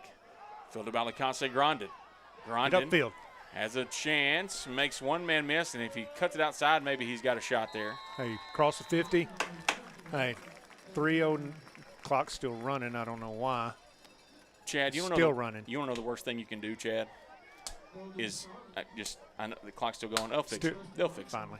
You know the worst thing you can do, Chad? I've learned this. Don't ever say that you're scared of certain females when you're on the air. Because then others will chime in. J.O. Wilson just texted me. You're not scared of me. Yeah. I'm making no comments. Yeah, you shouldn't. I won't. I'm telling you, don't do it. 1st and 10 here for the guard. As Brook Hill needs to make something happen here on this drive. That's Hanson in motion. Gets set over there on that far side. It's LaPointe. We haven't seen a lot of him, but it's another big gain, about 7 yards there. When we have, it's he's just keeps running the ball hard. Talking about people being over at Ole Miss this weekend. I think it's Parents' Weekend. I think. Oh, there you go. I think Jeff and Angela Barter, I know, are headed that way to see Avery. So, there's going to be quite a few people in Brook Hill in Oxford this weekend. Pass over to Yates incomplete, but a flag's down. Oh, looks like possibly holding. It's hard to tell because the officials used to have to signal to each other. Now they got the mouthpieces, and it's hard for us to see it. And they're still talking. Yeah. Let's see. We're able to, kind of cheat it and get it and call in before they really got the call, but you can't do that anymore. Let's see what we got here. False start. That means it's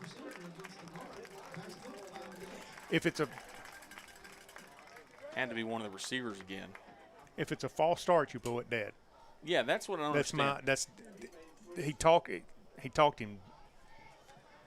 I don't know. That's not the right call right there. 2nd and 8 after the penalty.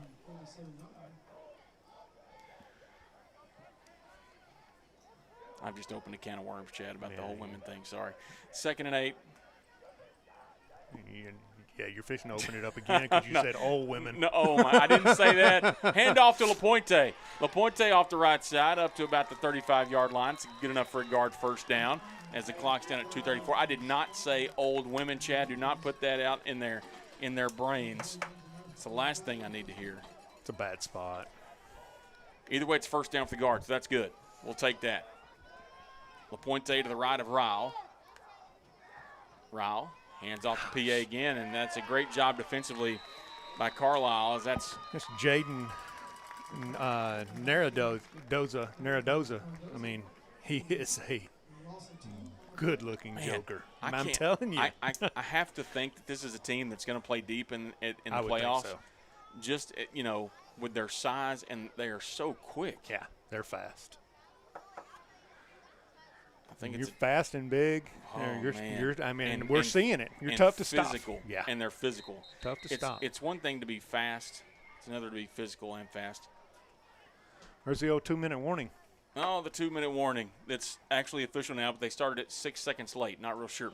1:54 to play in the first half. Carlisle leads 28-17. We'll take a timeout, and we'll be right back. Brook Hill is more than a school. I am more than a teacher. We're more than a classroom. This is more than a performance. That is more than a scoreboard. At Brook Hill, you are more than a student. Brook Hill provides a Christ-centered education that more than prepares students for college. It prepares them for life. Brook Hill is a place to grow, a place to belong, a place to thrive. Are you ready for more?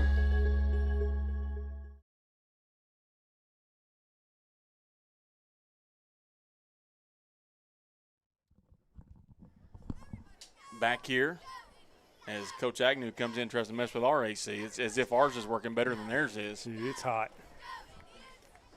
Man. And that's coming from me. Yeah, for real, man. I'm worried about your health right now. Like, I'm surprised you're not wearing a jacket right now. I'm actually fairly comfortable given the situation here. I'm sweating. So the clock is back at 2 minutes to play. 28-17, Carlisle leads. And Brook Hill now puts hands in that orbit motion. Handoff to LaPointe. Oh, Ryle keeps it. Great job there, and he's going to gain about 3 yards on the play, maybe just 2. It'll be 2nd down and 8. For the ball game, I'd gone down to the concession stand area and coming back up. And Coach Rocky Baker's over on the sideline talking to his linebackers and defensive guys. They're in pregame, and he was coaching over who's got pitch, who's got, quarterback. So they are coached up on that. For sure. He's been around long enough. He's seen this. He has a game plan for it somewhere. 3rd down and 8. Hanson in motion again. Ryle takes a snap. Hands off to PA this time. LaPointe off the left side. He's going to be close to the first down. I think, let's see. That guy over there looks like he stopped the clock. Yeah, he said he's going to be a first down. So just enough there from LaPointe. Minute 15. 1st and 10. Ball's at the 26-yard line. Still 2 timeouts. You got plenty of time. Ooh. Wow, hey, corrals that snap. That's a good job there. And the pass is incomplete, intended for Sluter. Well, we've had a couple of passes tonight that just haven't gone our way. Been good balls, but receivers they're going to bounce back. So 2nd and 10 now for the guard.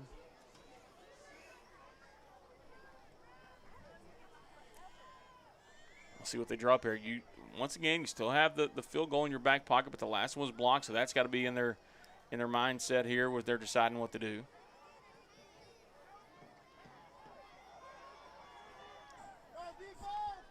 LaPointe to the right of Ryle. The snap is low again. Ryle able to corral it. Gets the pass over the middle. It's intercepted. And a nice return here and a big hit by Ryle to take him down, but the interception was by number 2, Chase Rowland. There's a lot going on right now in the field. We got guys with helmets off, and we got guys down. Let's take a timeout. We'll be right back here on NETSN. The Friday night lights are shining, and we are teaching driving. CDL Training Academy is your resource to a better career. Come and get trained and get tested right here in Henderson, Texas. CDL Training Academy. Visit our Henderson, Texas office or online at cdllearn.com. Brook Hill is more than a school. I am more than a teacher. We're more than a classroom. This is more than a performance. That is more than a scoreboard. At Brook Hill, you are more than a student. Brook Hill provides a Christ-centered education that more than prepares students for college. It prepares them for life. Brook Hill is a place to grow, a place to belong, a place to thrive. Are you ready for more? Struggling with mobility, chronic pain, work, or sports injury?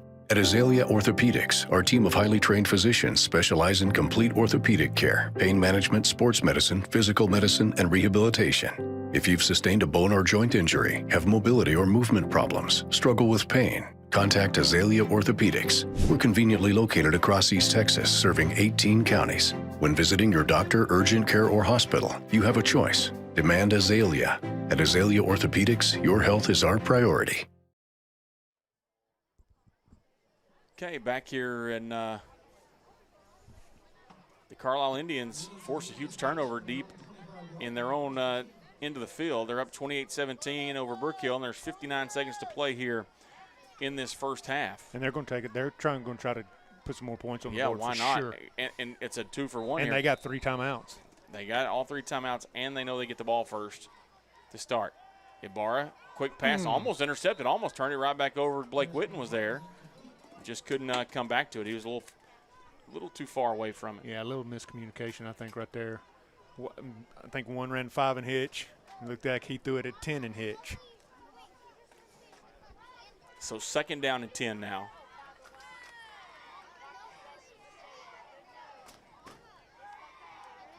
Carlisle with the incomplete pass. They can take their time here and get the play calling they want. You mentioned they have the timeout, so that's good for them. Ibarra hands off to Hernandez. Why not? Because Hernandez has been the man for the Indians tonight, and he's got a first down up to the 35-yard line. That'll stop the clock for a little bit. Look for something, some kind of trickery. Try to pop to get a big one right before half. Lull us to sleep. Ibarra over here It's Ivan. to number 4, Garza. Ivan Garza. And he's got another first down up across the 45-yard line.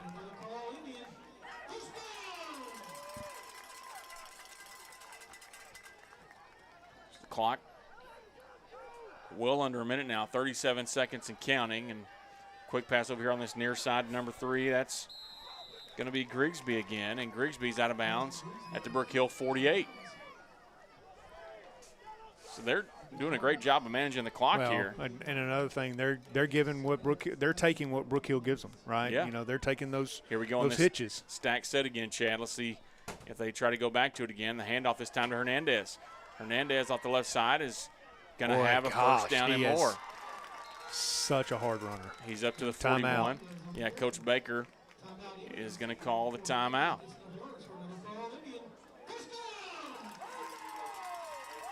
So a timeout taken by the Indians. We're going to take it with them and be right back here on NETSN. Brook Hill is more than a school. I am more than a teacher. We're more than a classroom. This is more than a performance. That is more than a scoreboard. At Brook Hill, you are more than a student. Brook Hill provides a Christ-centered education that more than prepares students for college. It prepares them for life. Brook Hill is a place to grow, a place to belong, a place to thrive. Are you ready for more?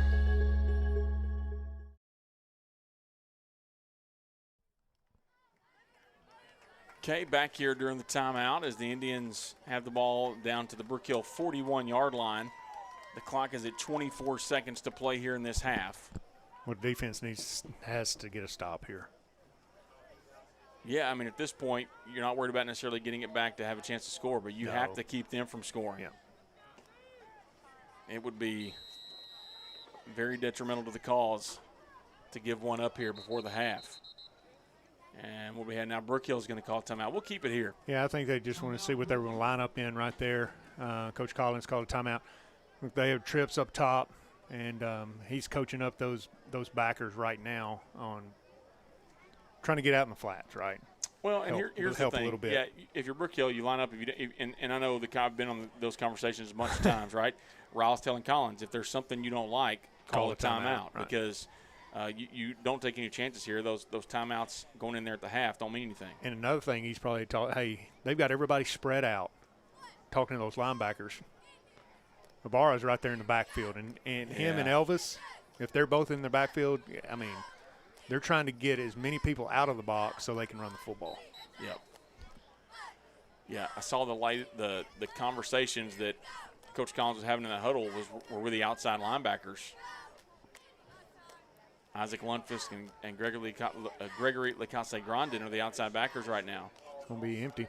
Yeah, it's empty, so you'll see them shift a little bit and play like a 5-1 look here. And Barr is hit hard by Eli Hall, but the pass Oh, is my completed. goodness. And they're gonna call a flag on that. That's going to be a penalty as the clock will stop. I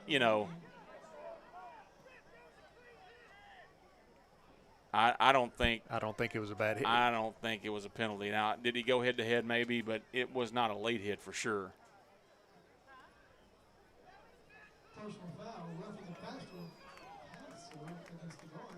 Yeah, had to be contact to the head to get roughing the passer.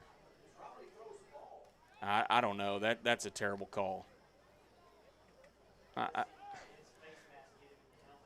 Yeah, I hear Agnew there saying maybe helmet to helmet, but that's hard to coach a kid not to do that. I mean,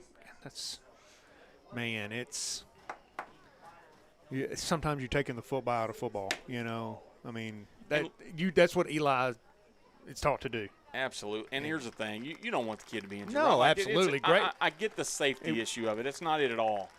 But you have to let the game be decided by what goes on, right? And Eli makes a good play. The quarter, listen, and Ibarra makes a great throw. Yeah. I mean, he stood in there and took it. And so it's going to be 1st and 10 at the 19 with 17 seconds left.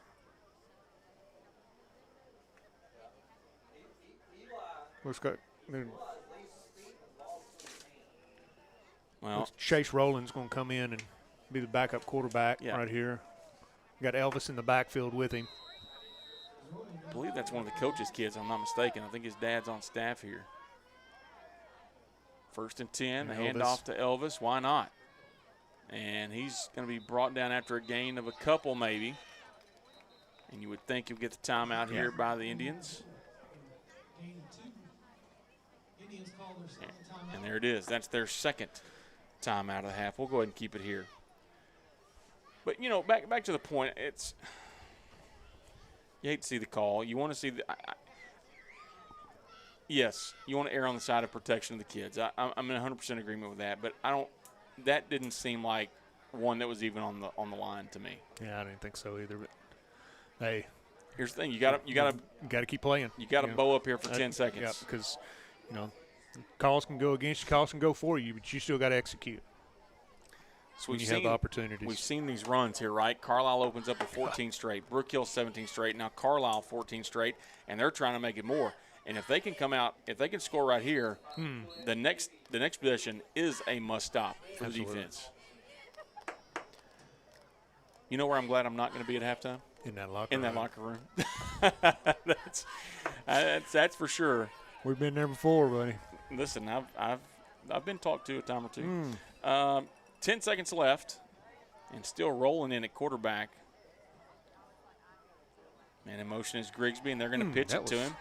Grigsby off the right side makes a move inside and finally brought down at about the 15-yard line. And they called a timeout before the clock ran out. Yeah. Man, most of the time you get the help from the clock. They're not? No, they got them. They gave them the timeout. Yeah, well, the problem is some of our guys on the sideline, at least our defense is still out on the field. We're going to give them 2 seconds. Look for something crazy right here. I mean, why not? I mean, I've seen crazier things. So they're they may try to kick it too. Chewy. I mean. Oh, they're putting 3 seconds on the clock now. I love it. Small town football, it's finest. You got the cheerleaders telling the guy how many seconds on the clock. They heard the referee. I will say this: we are in the press box, and I feel like I could almost, well, maybe not today, but I feel like you could broad jump onto the field from here. Yeah, it's just close sidelines right here. It is close, and it's. I've never coached a varsity game here. Coached in some JV games here, and they're right on top of you. For sure. They're in it, and they are. Great crowd. No, they love football here, man. And it's going to be Chewy Enriquez on the kick field goal. It's going to be a 30-yard attempt for our man Chewy.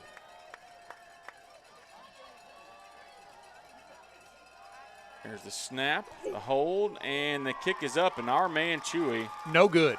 Missed it. That's a break for the guard. Yeah, huge stand for Brook Hill defense right there to end the half. And we have reached the half. The Carlisle Indians on top 28-17. We'll take a timeout. We'll be right back.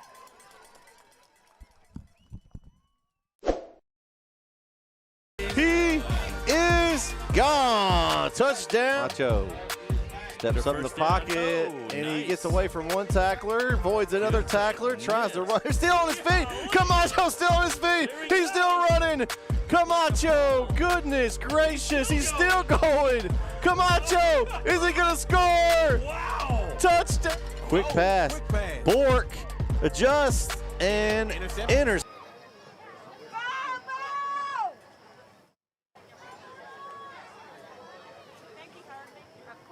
We would now like to introduce our 2025-2026 twirl and flag lines. Our flag line, senior Maria Villanueva, senior Sarah E. Garza, senior Morelli Jaime, senior Morelli Sanchez, junior Cindy Enriquez, junior Jessica Hernandez, and sophomore Samantha Cardenas. Our twirling line, senior Addison Smith, junior Adeline Garcia, freshman Ureli Gallegos, and freshman Amar Villegas. Tonight, they will perform to the hit Narco.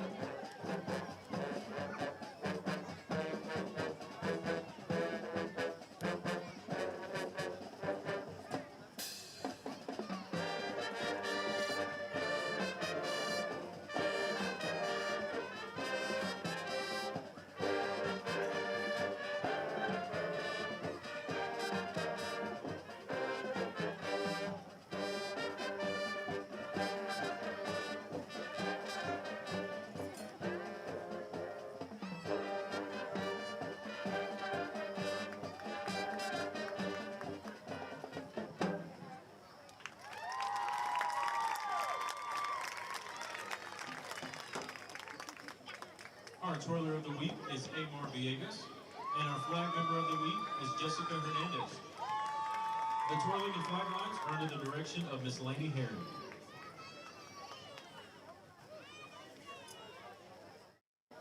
The Indian Band will now perform their UIL contest drill, including Bellator Fanfare by Hawthorne, Kinesi by Fucci, Ezrazog March by Komzak, Glorious Victory by Kimball, and March Ponderoso by King.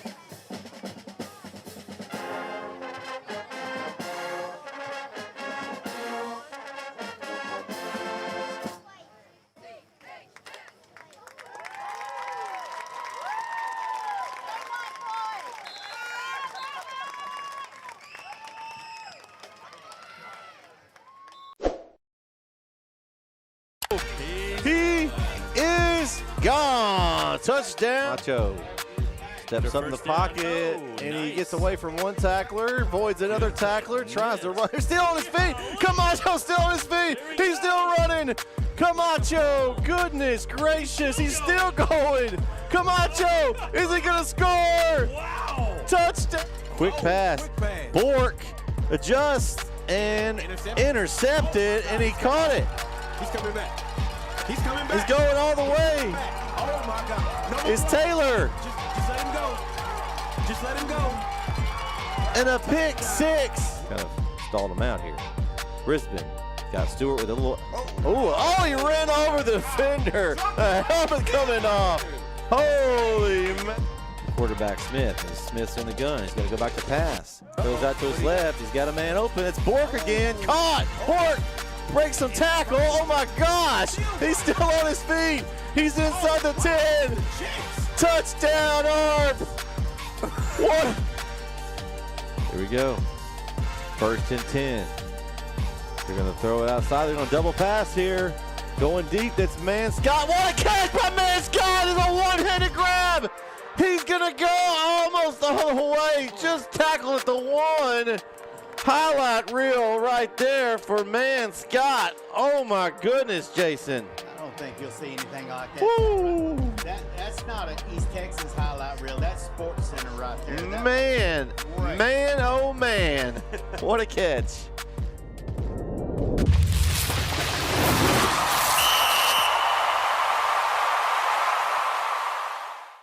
Struggling with mobility, chronic pain, work, or sports injury? At Azalea Orthopedics, our team of highly trained physicians specialize in complete orthopedic care, pain management, sports medicine, physical medicine, and rehabilitation. If you've sustained a bone or joint injury, have mobility or movement problems, struggle with pain, contact Azalea Orthopedics. We're conveniently located across East Texas, serving 18 counties. When visiting your doctor, urgent care, or hospital, you have a choice. Demand Azalea. At Azalea Orthopedics, your health is our priority. The Friday night lights are shining, and we are teaching driving. CDL Training Academy is your resource to a better career. Come and get trained and get tested right here in Henderson, Texas. CDL Training Academy. Visit our Henderson, Texas office or online at cdllearn.com. Welcome to Guard Country. I'm Wally Dawkins, Athletic Director at Brook Hill. Athletics is a big deal at Brook Hill. In fact, it's a really big deal. That was CJ and Samuel. They're both members of our football state playoff team. At Brook Hill, winning is the goal of competition, but that's not why we play. But we really love to win. That was Kaylee. Kaylee is the 3-time state champion in the 100-meter and 300-meter hurdles. That's Blake. Blake was a member of our state championship baseball team and our state championship soccer team. And he's coached by the Best Preps Coach of the Year, David Collins. Over 20 of our coaches are full-time employees, including our Director of Athletic Performance and Development. 2 more, sir. And that's Ben and Dallas. They're both members of our state championship baseball team. And Ben might be the next A.J. Minner. We not only work to develop our students' athletic performance, but also Christ-like character, on and off the field or the court. Hey, Juliana. That was Juliana. Juliana's all orange. She played on 4 different varsity teams at Brook Hill this year. At Brook Hill, we encourage our student athletes to compete in multiple sports. That's Carmen. Carmen has over 600 career strikeouts and was our starting pitcher on this year's state champion softball team. You'll hear us say all orange all the time, and we mean it. The culture of our athletic department is unlike any other at this level. And there's Osagi and Remy, both members of our state playoff basketball teams. Do you want a championship athletic program in a Christian environment that prepares you for the next level? Then come join our team.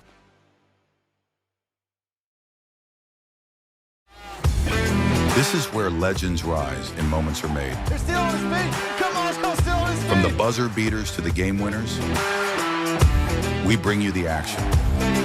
Raw, real, relentless. We cover every angle, every story. From the streets to the stadiums, We're going all the way. your favorite athletes, your teams, Brook breaks some tackle. Oh my gosh. your passion, all in one place. New games, live shows. Here he goes. He's got some blockers. This is the future of sports media. There he goes. Picked up into the secondary. This isn't just a network. This is a movement. Ooh, oh, he ran over the defender. Welcome to NETSN. Game On.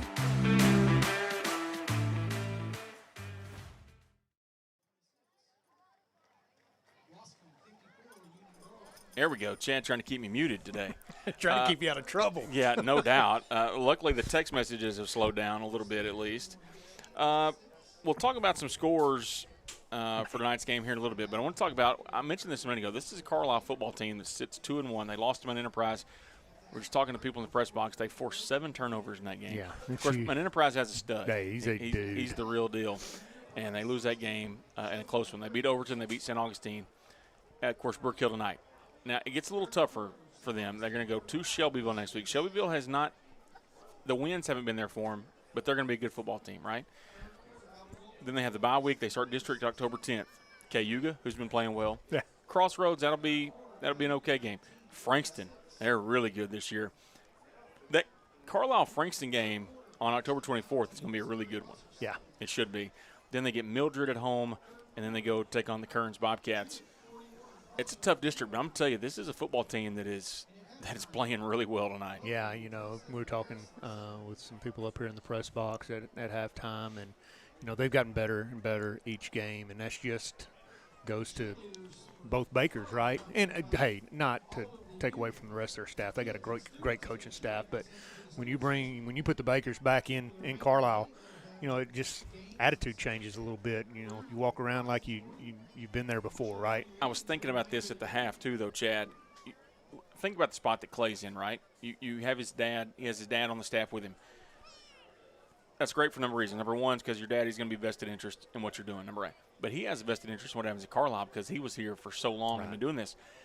This is when you start talking about staffs and communities that are tied together and things are doing well. This is up there. Yeah. In East Texas and probably across the state of communities who have bought into the coaches. And I promise you, there's always one or two, right? For the most part, everybody that's in this stadium wearing blue and gold tonight, they trust in what Clay's saying. Absolutely. And, in the Metroplex, stuff like that, people don't know Carlisle, Texas, But in East Texas, the Bakers are known for football in this area, and they've produced some good ones, and, they're just tough-nosed kids, and they play. Look, they came out on all cylinders, kind of went in a lull, and then they fired it back up to end the half, and, boy, if Brook Hill needs to pick up a big stop right here, and I think it can be still a very good ball game. We got a lot of football to play. Yeah, the first drive is going to be important. You don't want to go down by 3 scores. You want to keep it at 2. But here's the thing about this game that has been. First off, let me go back and say this: we do have the chat back up and running. If you're watching tonight, want to chat with us, feel free to do so. Let us know you're watching, where you're watching from. Our man Frosty checked in from Henderson, Texas. Said, "Way to go, band." We did bring the Carlisle band to you, and they did a great job. They were fun to watch. I see one of the chats in there about why is there no clock on the scoreboard. Well, the technology we use, guys, it's compatible with different scoreboards, and some it's not. And it is not compatible with this scoreboard. And so we will do our best to update you on time and down and distance the best that we can as we go along. We get caught up in the game sometimes, but we are ready to start things here in the second half. And what has been a game of runs, 14 straight points for Carlisle, then 17 straight for Brook Hill, then 14 straight for Carlisle again to end the half. And Brook Hill set to kick off now. Gavito will kick it deep. It's Grigsby and Mejia back deep. And it's going to be Grigsby who will take the kick and bobbing and weaving again up near the 20 to about the 18-yard line, it looks like. Well, let's see where they spot it. About the 17 will be 1st and 10 for the Indians. And now we'll see the adjustments. Yep. What adjustments we does talked Coach about Collins that. come up with? Yeah, we talked about that. We've been in those adjustments at halftime before, and I can promise you there were some made. Yeah, and just knowing Coach Collins' personality, it wasn't a yelling, screaming fit, but it was definitely a, hey, we only have a limited amount of time to figure out what we're going to do to fix this. And the question will be, will the bar be back? And it is not a bar. It's going to be Roland again in at quarterback. I'm checking the sideline. I don't see a bar down here. So Roland will hand off to Elvis Hernandez. And, look, with an 11-point lead and your quarterback not in the game, keep feeding probably a heavy dose Absolutely. of Elvis here. Yeah. Couple of yards on the gain there for Hernandez. It'll be 2nd and 8. That would at least be my plan. I hate to see that, Bar a great ball player. Hope everything's okay. Got Kathy Hooker checking in from Nashville, Arkansas tonight. It's not close. No. 2nd and 8 now from the Indians. Guessing they're up there watching. She's up there watching her son Yeah, play this Lane week. probably there. Yep. Man in motion for the Indians. Roland takes snap, handoff. Yeah, you're going to see a lot of the run game here. And great job. That's so Sid, isn't it? And here's the thing, right, Chad? It actually may, yes, Carlisle's going to be content to slow the game down, run the football, but it also helps Brook Hill's defense because now they know. Right. Well, you make them pretty one-dimensional here, and it gives you a great chance on defense. Yeah, and it looks like they're going to call timeout. I don't think I think, I don't know, see if we'll see Arbara or either in Castleberry. And here's the thing, truthfully, even if they're even halfway banged up. What's it matter? This game doesn't matter. It doesn't matter. Of course, everybody wants to win, right? But you want them healthy in 3 weeks. When they play KU on October 10th, you'll need everybody. 3rd and 9 now after the loss on the play.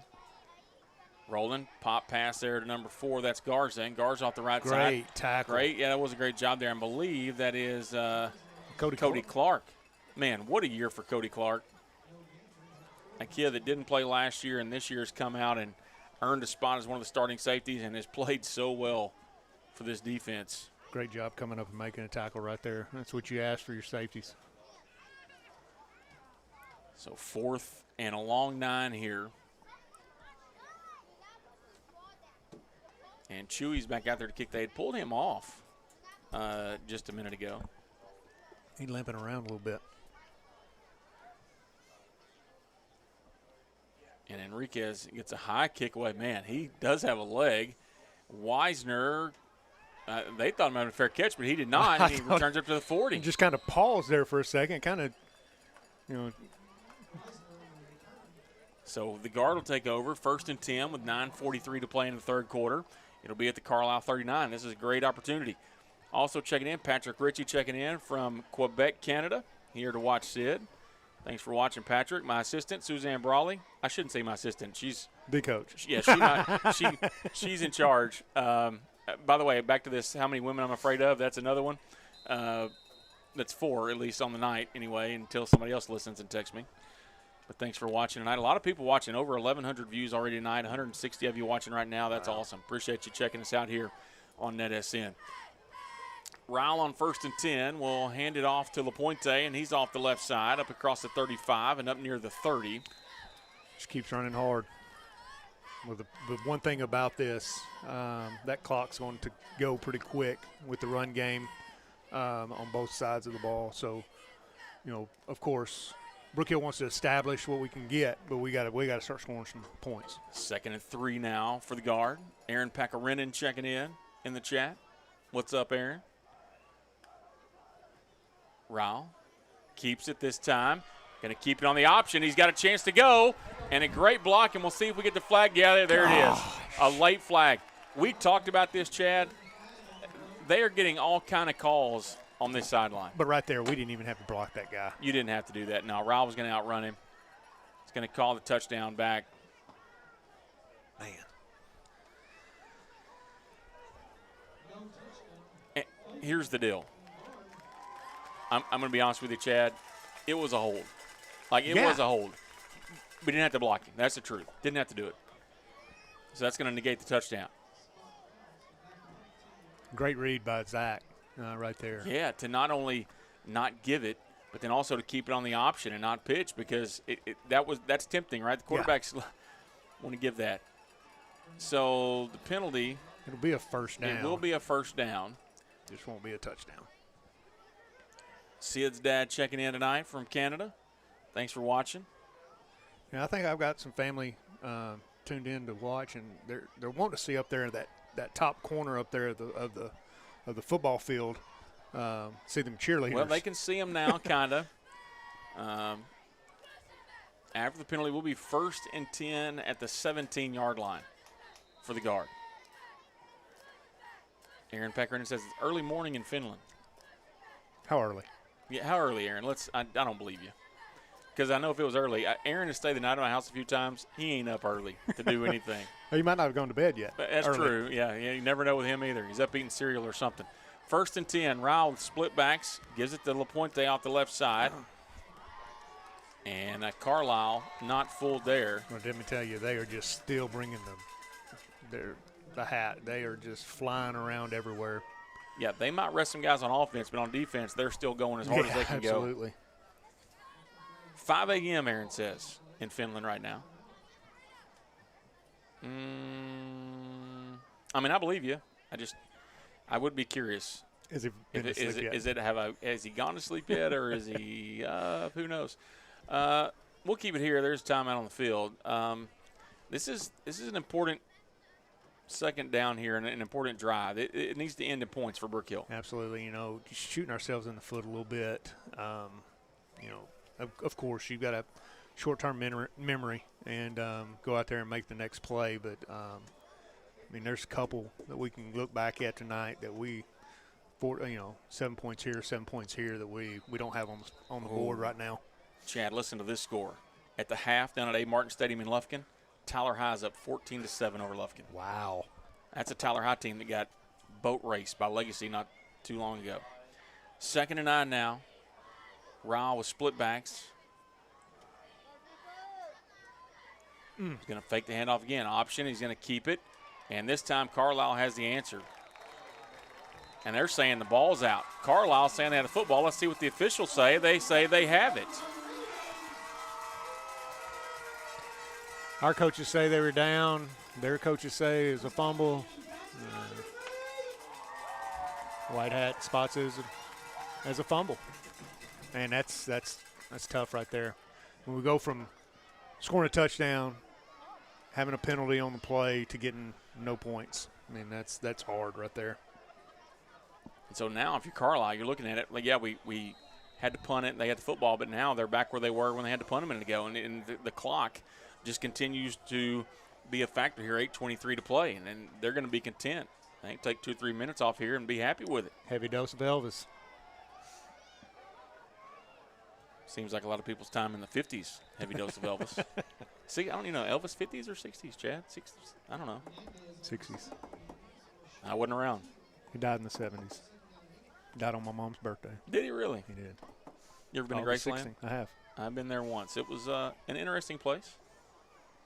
August 16th, 1977, he passed away. Okay.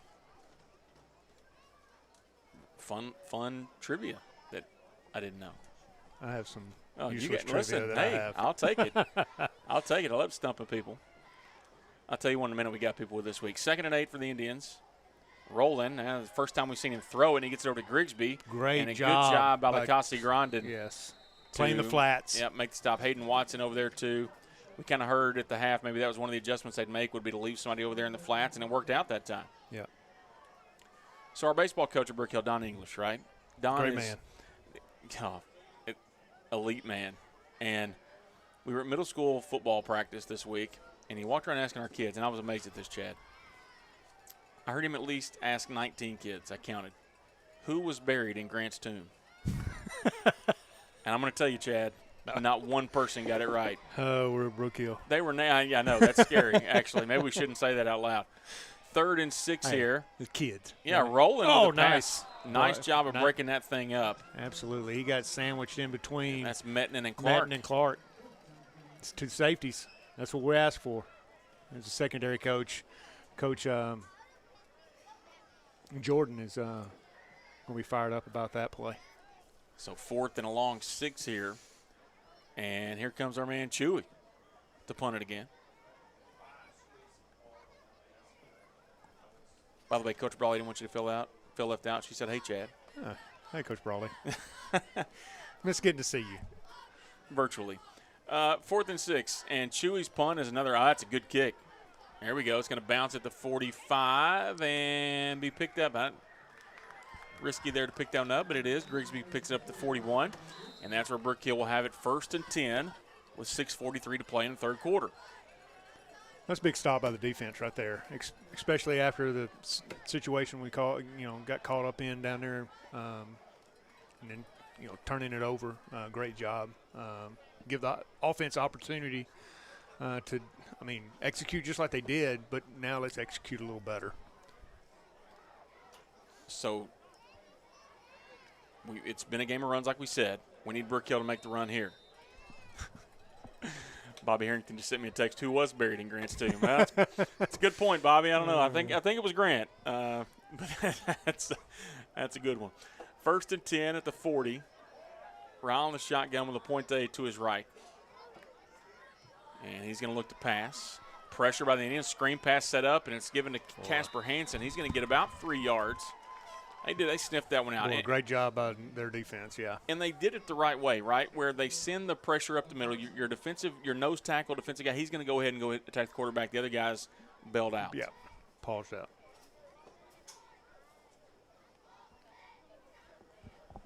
So 2nd and 7 now.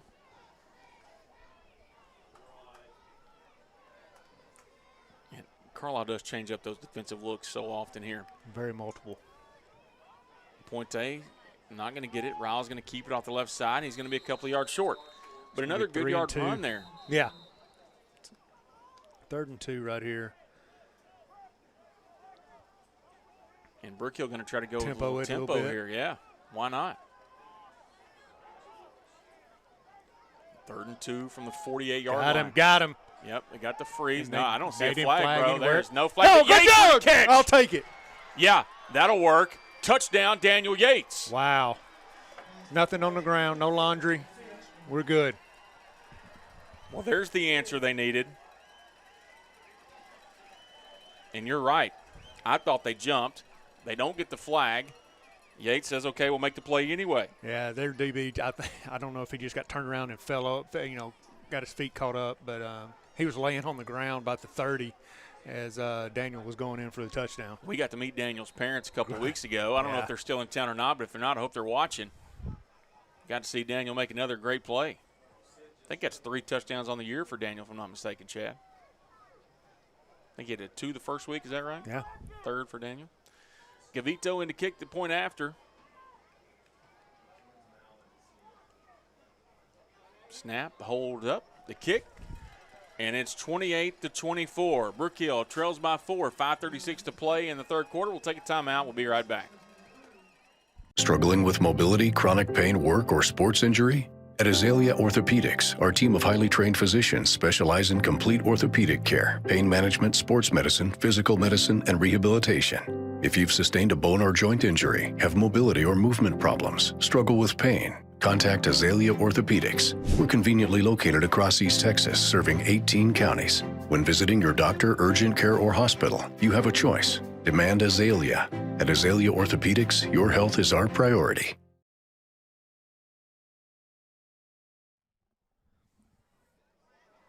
Back here, as the Guard have pulled within 4 now, 28-24, Carlisle on top.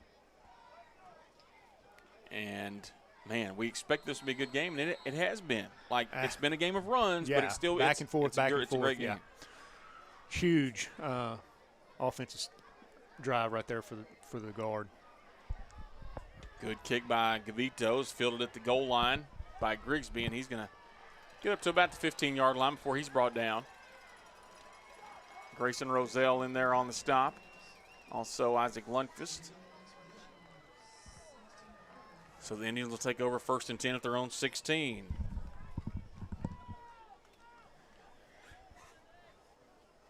So now the clock not as important, right? No, I mean. Because of the score. A 2-possession game, it's a little more scary, but a 1-possession game, you're okay. I still think you're going to see a lot of Elvis. I see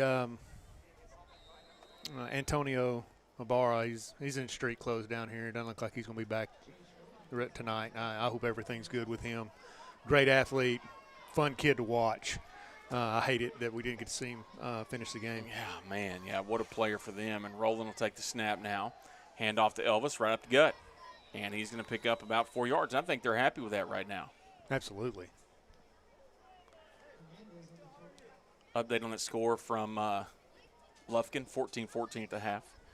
Jefferson leads Pittsburgh 22-19 at the half. That's 2 really good football teams there. Pittsburgh, of course, stuck one to Grace Community last week, 45-0 at Clyde Perkins. New Boston's up on Grace right now. Shelbyville leads the Shelbyville team that Carlisle plays next week. They're beating Mount Enterprise 30-22 right now in the third quarter. Wow. Roland hands it off again to Hernandez. And he stopped for no gain on the play. May make for a good game next week. Carlisle, Shelbyville, right? And guess what? It'll be on NETSN.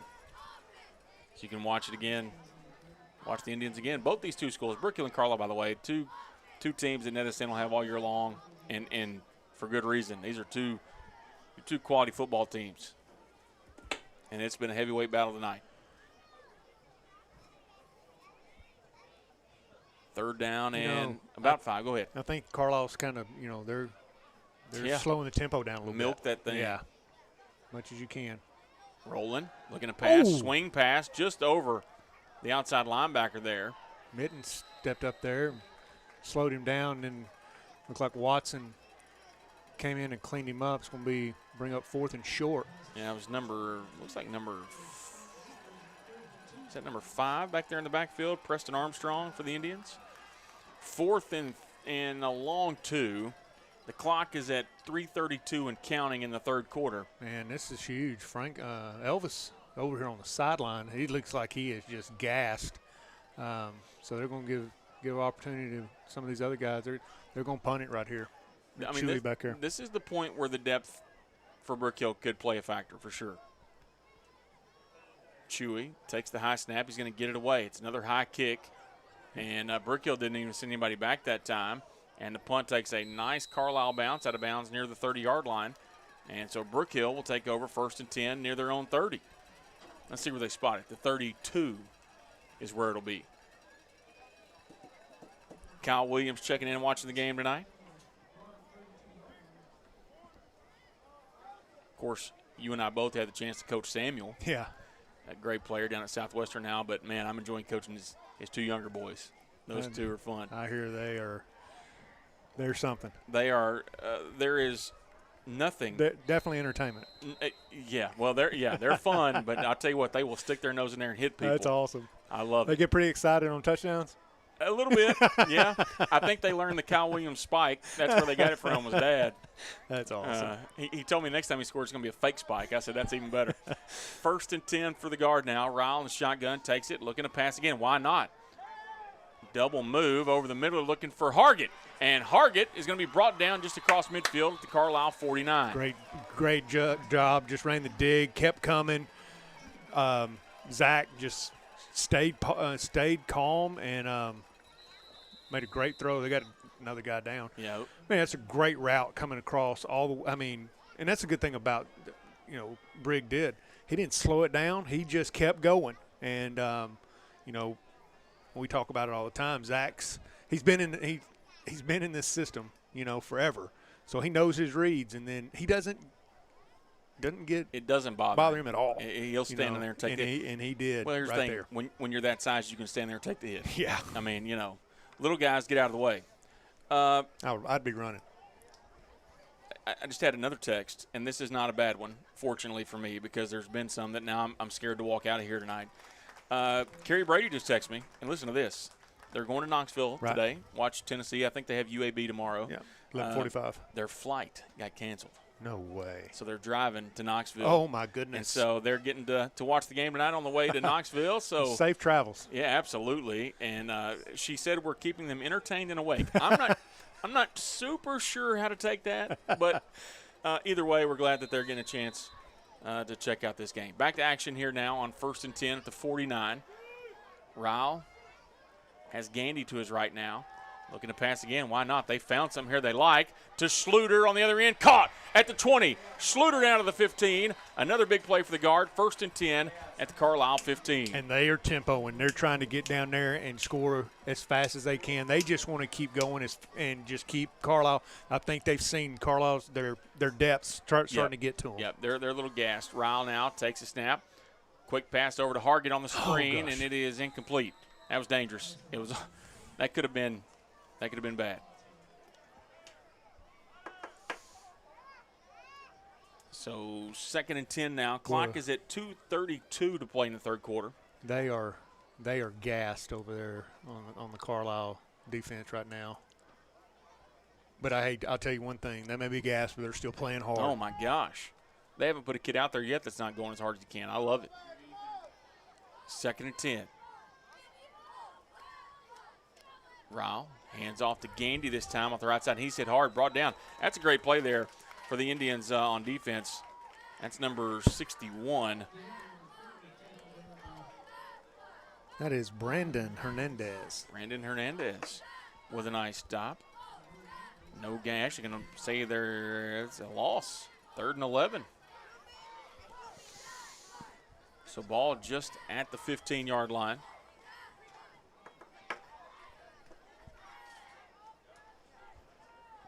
Carlisle, we've talked about big stops for Brook Hill tonight, but Carlisle with a chance to make a big one here. Huge one. You know, they made one there towards the end of the first half, getting that turnover. 3rd and 11.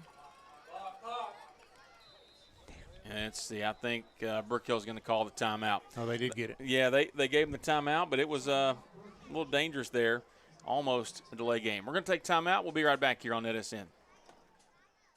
Struggling with mobility, chronic pain, work, or sports injury? At Azalea Orthopedics, our team of highly trained physicians specialize in complete orthopedic care, pain management, sports medicine, physical medicine, and rehabilitation. If you've sustained a bone or joint injury, have mobility or movement problems, struggle with pain, contact Azalea Orthopedics. We're conveniently located across East Texas, serving 18 counties. When visiting your doctor, urgent care, or hospital, you have a choice. Demand Azalea. At Azalea Orthopedics, your health is our priority.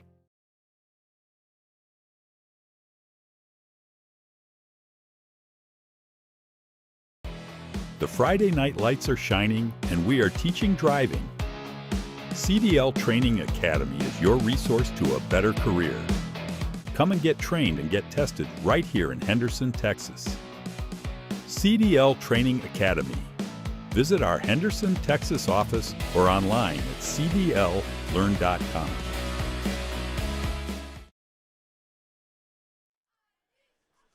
Okay, back here after the timeout, 3rd and 11 for the guard. 1:40 to play here in this third quarter. Brook Hill called the timeout as the play clock was winding down. Still have Gandy back there in the backfield. Ryle looking to pass. Double move over the middle, and it is going to be too high for Brig Hargett. When you have a guy that has the speed of Hargett and he makes that little juke to stop and then go again, it's hard to defend. Tough to cover. Ryle just misses him high. And it's 4th and 11 now, and here comes Gavito. You got to take the points. Try to make this a 1-point game here. Clock at 1:35 to play in the third quarter. Brook Hill trying to go to 2-1.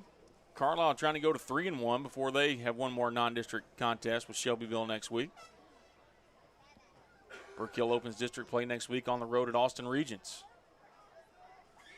I think he's offsides again. Yeah, there's got the flag. it. Yeah, there you go. They do block it, but he was offsides. That's the same kid on the opposite side last time that they didn't call. And it's the same official. It is the same official because they flip. Yep. There's a difference. Yeah, there is.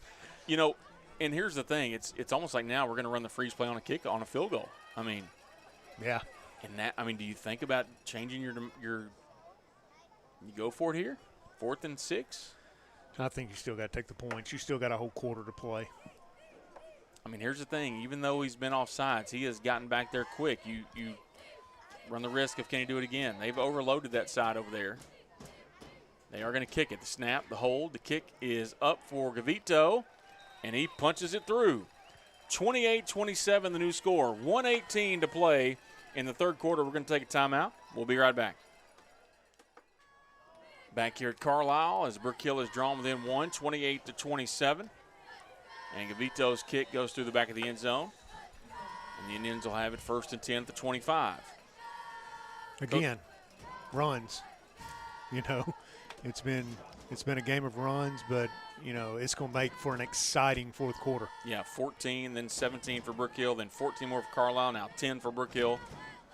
Brook Hill needs that streak to extend. Yeah. Coach Scott Rile's brother Nate checking in tonight from Chicago.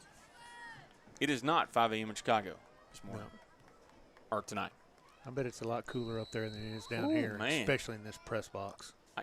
Listen, I got my shoes off. I'm feeling good. Bro.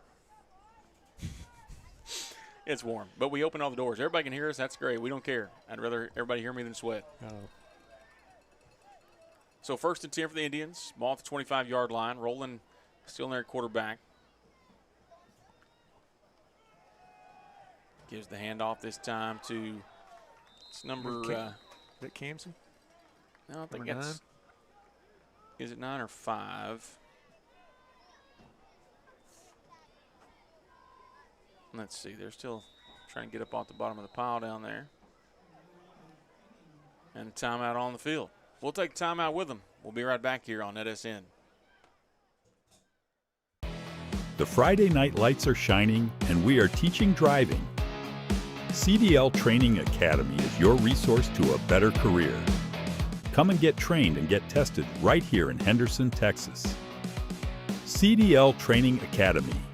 Visit our Henderson, Texas office or online at cdllearn.com. Brook Hill is more than a school. I am more than a teacher. We're more than a classroom. This is more than a performance. That is more than a scoreboard. At Brook Hill, you are more than a student. Brook Hill provides a Christ-centered education that more than prepares students for college. It prepares them for life. Brook Hill is a place to grow, a place to belong, a place to thrive. Are you ready for more?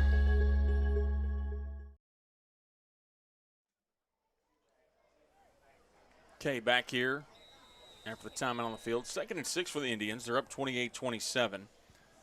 Clock down at 57 seconds and counting here in the third quarter, excuse me. Handoff goes to Elvis off the right side, and Hayden Watson there, and he breaks through that tackle and breaks another tackle. Man, Hernandez is one of my favorite backs I've watched in a long time. It's 1st down for the Indians. Good hard runner. This is, I mean, there's some great backs in this game, honestly. Yeah. Very good backs to watch. And Hernandez makes the play there for the Indians. And they need that. They want a number 1. 1st downs mean the clock keeps going. They wanted to run one more. About 9 seconds difference between the game clock and the play clock. So 1st and 10 at the 36. Rolling, hands off to Hernandez again. Sid. And big Sid Rouleau makes the stop. No gain on the play. It'll be 2nd and 10, and that should be the quarter. We have played 3 here at Carlisle High School, and the Indians hold on to a 1-point lead, 28-27. We'll take a timeout. We'll be right back.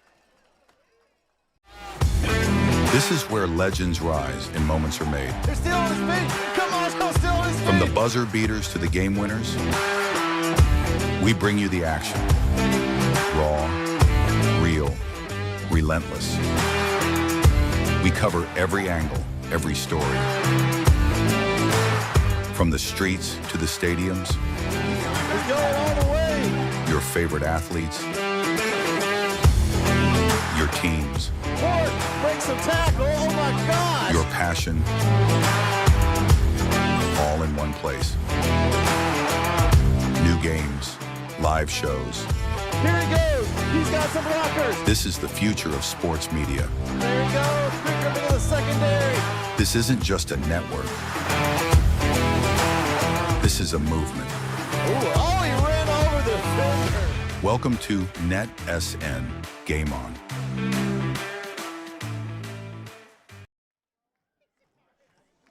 Back here at Carlisle High School, the Indians lead 28-27. 12 minutes to play in this one. Update you on some scores here in a second when we get a chance to. The Indians with a 2nd and 10. Rolling with split backs. Takes a snap, hands off this time Garza. to Garza. And a nice job there. Lacasi Grandin got the initial hit, but Luke Scott and Sid Rouleau bring him down for a loss. 3rd and 12 now. Guy that you coached, guy that coached with me last year, Fisher Bass, checking in, watching the game tonight. I didn't get to coach Fisher. You didn't coach Fish? No, I came in right after him. Fisher, one of the best interceptions I'll ever remember in a pouring down rain game at Brook Hill against Grace. Fisher remembers it. I promise you he does. You seem to remember those games and those rivalry games when you make those plays. 3rd and 12. Trip receivers to the near side. Bubble. Oh, he dropped the football. Snap. He got back on it. One of the linemen was there to get back on top of that thing. That's a heads-up play there by number 65. 65 is Cole West. Cole West. I know it's still 4th down and long, but you at least have a chance to punt it now because Brook Hill was going to have great field position there. He didn't get back on top of it. And Chewy can flip the field a little bit. We've seen Chewy do one or two things. Either pop it straight up or kick it 40 yards. We'll see what he does here, and I know what they're hoping for. And it looks like Brook Hill set up for a nice rush here off the edge with Lacasi Grandin. He almost gets there, and that's a good kick. Tell you, he turned that one over. At the 36, makes a move up near midfield and out of bounds at the 50. And a big return there for Weisner. So Brook Hill down by 1 with 10:25 to play. We'll have it 1st and 10 at midfield. Well, that's gutsy of Weisner right there. Kid's not scared of anything. Chewy turned that one over. That's probably his best punt of the night. And, his cover team was down there, but Weisner said. You don't know my favorite thing about Weisner? I learned this past weekend. My man Weisner's a huge Cowboys fan. Literally lives and dies with them. Coach Agnew told me he'll be crying if they lose. So they had an open gym Sunday. He didn't miss a shot after they won against the Giants. LaPointe off him the carry, and he's going to gain maybe a yard. And the ball came loose again, but the officials say that he was down. Well, they are still, they are tugging on that ball hard, trying to get it loose, trying to force a turnover. As a coach, I think you would agree this is what you want to be said about your team. I'm not sure we will see anybody all year that plays as hard as they do. Oh, Coach, they look just between plays, they look like they can't get off the ball. I know. But as soon as that ball snapped, they pin their ears back and they go. I just don't think we'll see anybody that plays as hard as they do. 2nd and 9. Ryle looking to pass again. Yates goes out route. Ryle steps up in the pocket looking for Schluter. It is incomplete, and Yates almost there off the deflection. Yeah, deflected by about 3 people, and Yates almost got it. Man. So 3rd and 9 now. Zach's had a lot of time this second half in the pocket, but they brought a late blitzer on that one and kind of rushed his throw on that one. Fortunately, he stepped up too. If he wouldn't have felt that pressure, could have been bad. 3rd and 9 now. Ryle. Oh, there's the middle pressure again, and this time Ryle's going to get away from the first guy and the second guy. Now he's got a chance to run. Now he's going to throw it over the middle, incomplete. But I'll tell you what, all you can ask your quarterback is to give you a chance, and that's what he did there. He gave us a chance. 4th and 9 now. And once again, by the way, the job that Grigsby has done against Daniel Yates tonight, I know we got the touchdown from Yates earlier, but other than that, they have not let Zach get the ball to Daniel Yates tonight. It's 4th down and 9. Ryle will punt from the Carlisle 49.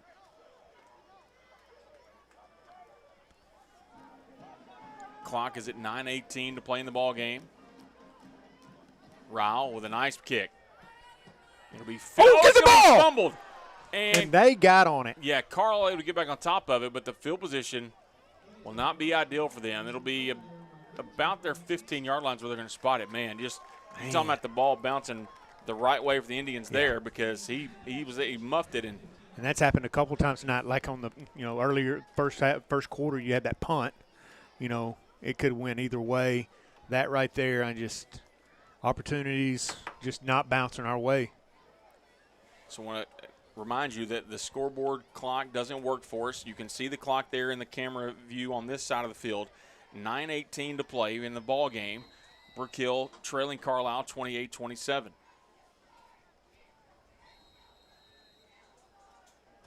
And this is a drive for Carlisle. If you can hold on to it for a little while and end it with points. Yeah, it could be. It's a good drive for them. Rolling now in a quarterback. Going to hand off to, I believe, is that Hernandez? That's not Hernandez. That is McCamey again, number 9. Is he in there?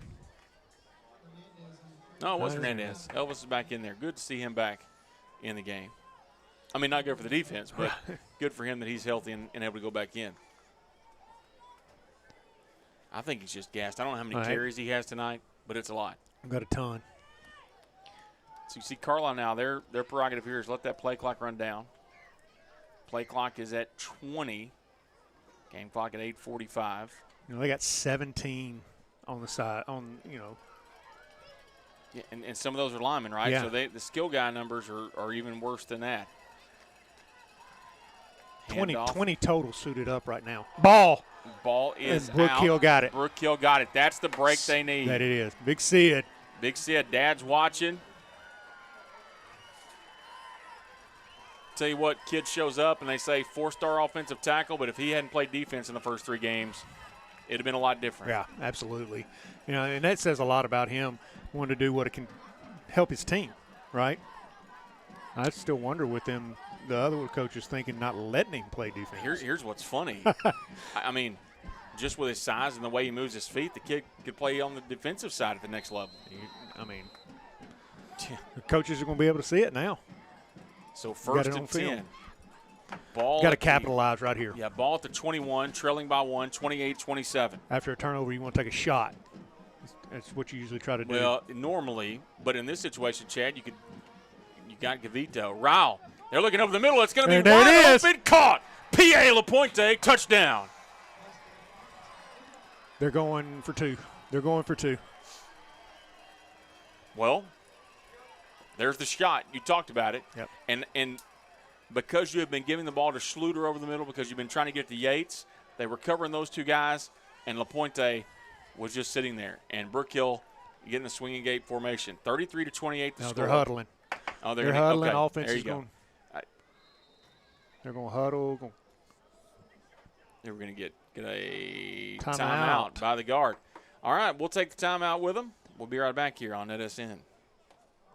Struggling with mobility, chronic pain, work, or sports injury? At Azalea Orthopedics, our team of highly trained physicians specialize in complete orthopedic care, pain management, sports medicine, physical medicine, and rehabilitation. If you've sustained a bone or joint injury, have mobility or movement problems, struggle with pain, contact Azalea Orthopedics. We're conveniently located across East Texas, serving 18 counties. When visiting your doctor, urgent care, or hospital, you have a choice. Demand Azalea.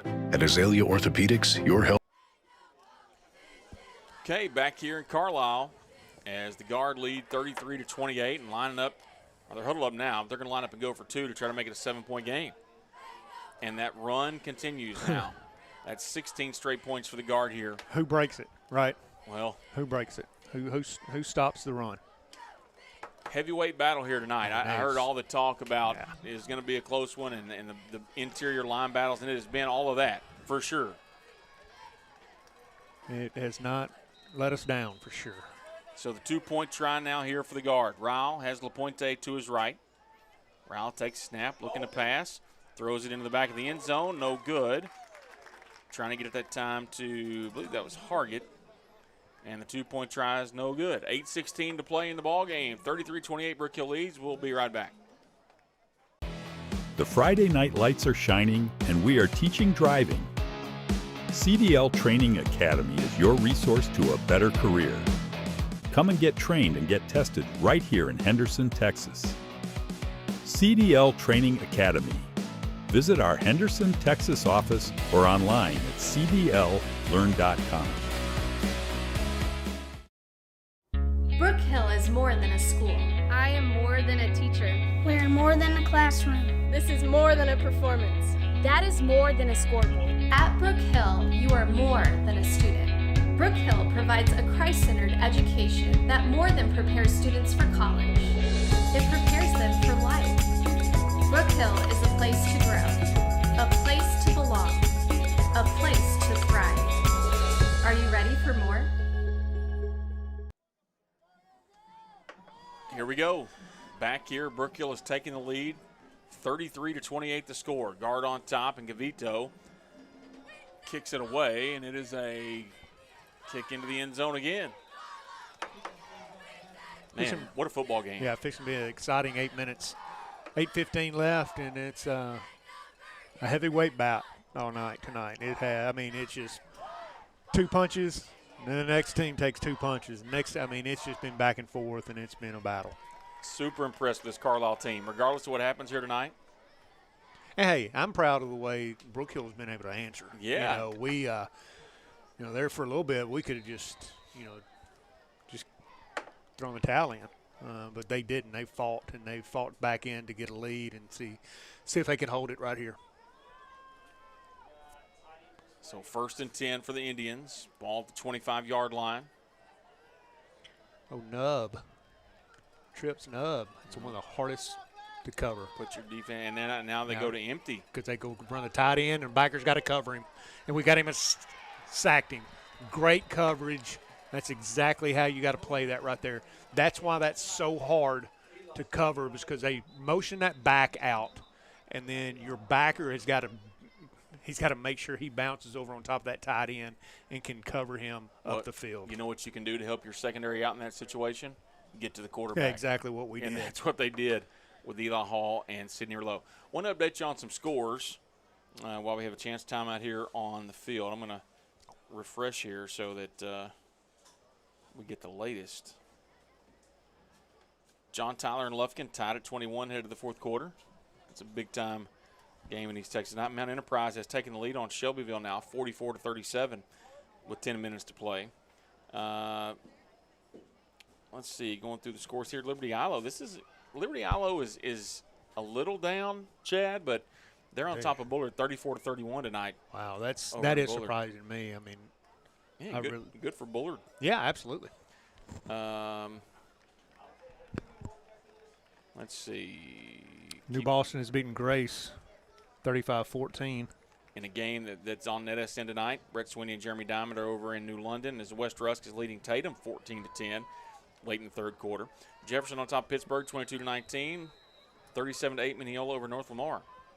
All right, back to action here with 8 minutes to play in the ball game. Carthage is up on Chapel Hill 42-28. Okay, that's the separation I expected. 2nd and 12, Rowland takes a snap. Quick pass over far side to Grigsby, just led him a little too far and complete 3rd and 12. Somebody in the chat mentioned that the quarterback going down was devastating for New Summer for Carlisle tonight. It was, right? Absolutely. Absolutely. Hated to see him. He's a great ball player. I hope for him he's able to come back and play. Next week you want to win the game, obviously, but in 2 weeks when you take on KU, you want him to be healthy. Hey, here's a score for you. Troop 7, Rusk 3. Well, good. Keep it close, I guess. 3rd and 12. Rolling in the shotgun. Pass over the far side and complete. And it'll be 4th down. Here's the thing. Hats off to Roland tonight either way. I stepped promise in you, a tough spot. Yeah, there was no he didn't expect that to come in and play quarterback tonight. No, that's just tough shoes to fill. In this Brook Hill defense, they made some adjustments at the half, covered the flat a little better, but they started bringing more pressure too. Yeah, They have. And when you haven't seen a lot of reps in there. And again, we say it all the time, but I mean depth. It plays a key role. It did. You know, especially when you get in the third and fourth quarters. You know, and especially you're going tempo and you're. I mean, these guys have a heavyweight bout tonight. They beat up on each other, and it shows. Chewy's punt is away. It's a good kick for Chewy. And takes a nice Carlisle roll down inside the 40. Inside, they're still going. Down inside the 25, and it's going to be picked up at about the 24-yard line. It is. I do at least see Ibarra down there. Yeah, he's on the sideline. So he's at least out there and moving around. Just no reason to put him out there. Yeah, got a flag on the play. There's a flag on the play, and I think some stuff happened afterwards.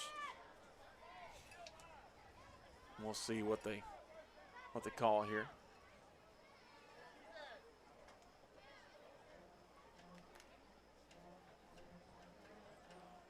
Still waiting on the call. There we go. Personal foul against Carlisle.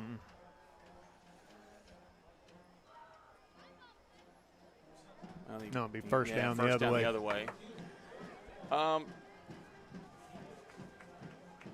You know, watching the Beast from the East show this week, and I think Jaron Peoples' first comment was that get the ice baths ready. Yeah, absolutely. And it has training room's going to be full tomorrow. It has been physical. Absolutely.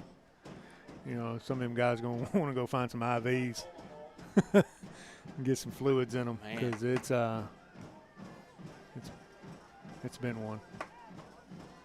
Let's see what's caught. There's some. I'm not sure. Clay's trying to talk. The way he pointed, it was first down. Yeah. Clay's trying to talk him into giving the penalty on Brook Hill, but I don't think it's going to work. work. Why not? Yeah, you said it was that way. It's got to count for something, right? Hey, I've done it. and sometimes it works. Sometimes it does work. That is true. I've been with you on some nights where some JV games we got some calls that I like. Get a couple extra downs. You talk guys into calls that weren't even like. We didn't even have the ball. How can that be the case? But whatever. I want to thank all of you for watching. Man, 205 people watching right now. That's awesome. And a lot of you go back and watch this tomorrow, and man, hopefully we've done a halfway decent job of. Now they are marking it off on us.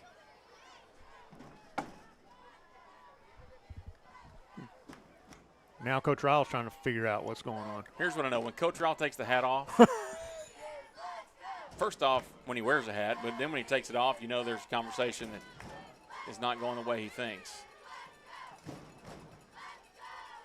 We've been on that headset. Yeah, I usually take it off about that time. Because if he wasn't yelling official, the chances are it was me. I asked Coach Collins how it felt to be the only guy to get yelled at now since I'm gone, but he didn't respond. Probably a smart decision there not to respond to that one.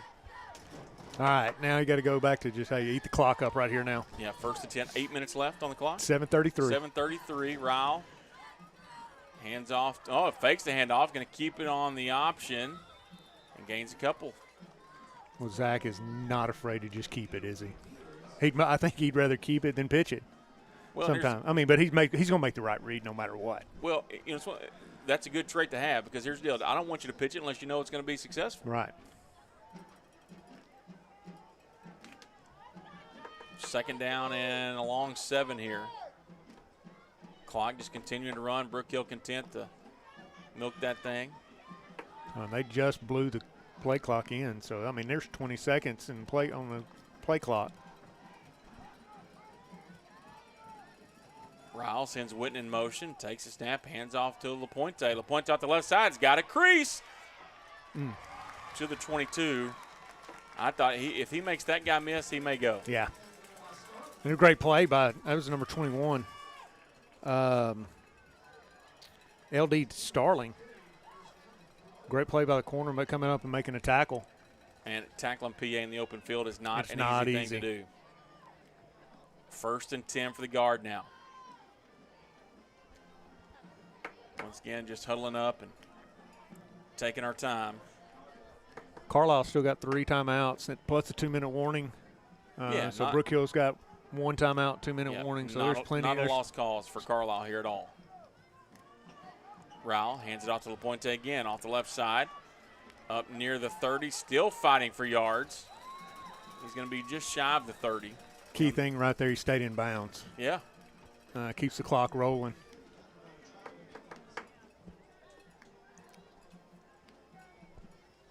It helps when you have good football players who also are smart football players. That's a benefit.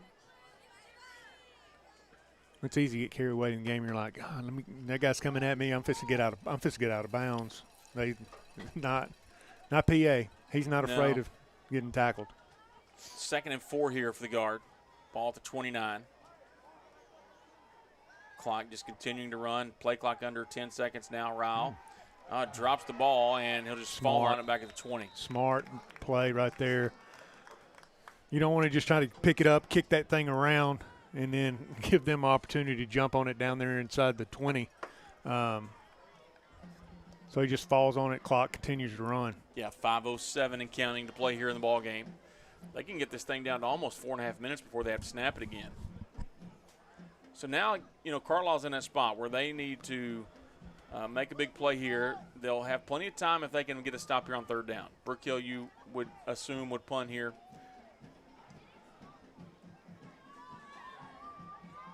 Witten over in motion. Reset. 3rd and 12, another high snap. Rao going to pull it down and run up the middle. He's not going to have the first down. It'll be 4th and long. Just keeping it on the ground, keep up running to run the clock. And Carlisle will let the clock go here. Now, you mentioned they have 3 timeouts and the 2-minute warning, so essentially 4 timeouts for the Indians here. And the field position may not be terrible. Now, Rao could boom one here. Yeah. I mean, this game is not over. It's far from over. No, you got to make another stop here on the defensive end. Yvonne Garza back deep to return for the Indians. He's standing at his own 40, so. And he's a good athlete right here. He gets his hands on the ball, and he can make things happen. Low snap. Rao gets it and kicks it away. Going to be fielded at the 38. He's down. Yeah. He's down. Yeah, they're going to blow the whistle. You need to blow it sooner or you're going to get somebody hurt. Well, here's the thing. He didn't have his whistle in his mouth. He was fumbling around for his whistle. His knee was down. Yeah, he was down. Look, that's tough. You're trying to field.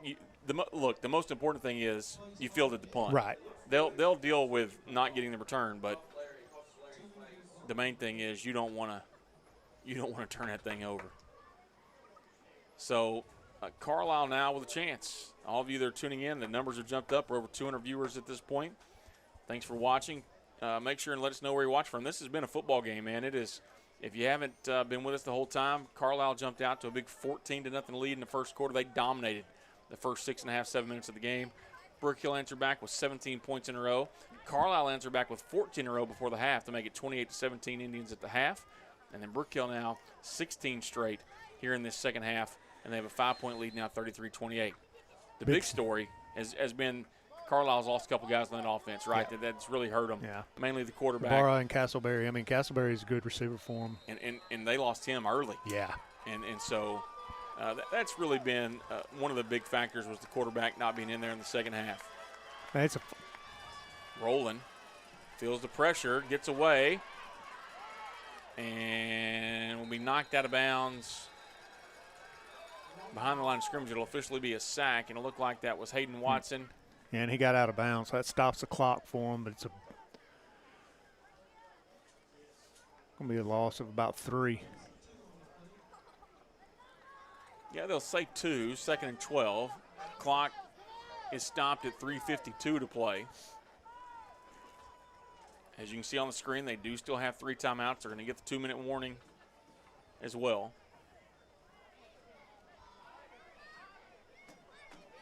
And honestly now, Chad, you may, if you don't get some yards here, you save the timeout. There's the screen pass, the near side, and a big hit there. Clock should keep rolling. Blake he Whitney, didn't get out of Cody bounds. Clark, he did stay in bounds. A gain of 5. It's going to be 3rd down and 7. And this is smart. You don't take the timeout here because now if you have to punt it away, you save all those timeouts because Brook Hill's going to run the football. They're going to try to get first down, obviously. But absolutely. Big stand right here. 3rd and 7. Going man on Oh, there's the pressure. The screen or the swing pass to the back. That's Elvis. And Elvis brought down after a loss of 3. Got back to the original line of scrimmage, it looks like. Yep. It's going to bring up 4th down and 10. Great stand by the guard defense right there. Edward Park, they just put him in for Big Sid, or excuse me, for Brantley Bruno. And the pressure at the middle is enough just to rush that throw just a little. They were going for it. Well, 2:47 and counting. Hey, listen, what do you got to lose? You're down, guys. It's a non-district game. Build a little confidence here in your kids. 2:34 and counting to play. 4th down and 10. Maybe you try to draw them here too, Chow, and they're going to go for it. Rolling. Now there's a flag. False start. False start. Wow. You got to keep. I mean, you already going to go for it. You got to do it again, right? I mean, it's odd to me, Chad, because with the 3 timeouts, I'm thinking I kick it here. I mean, do you have faith you can stop them? That's the answer. But I don't know. They're going to go for it.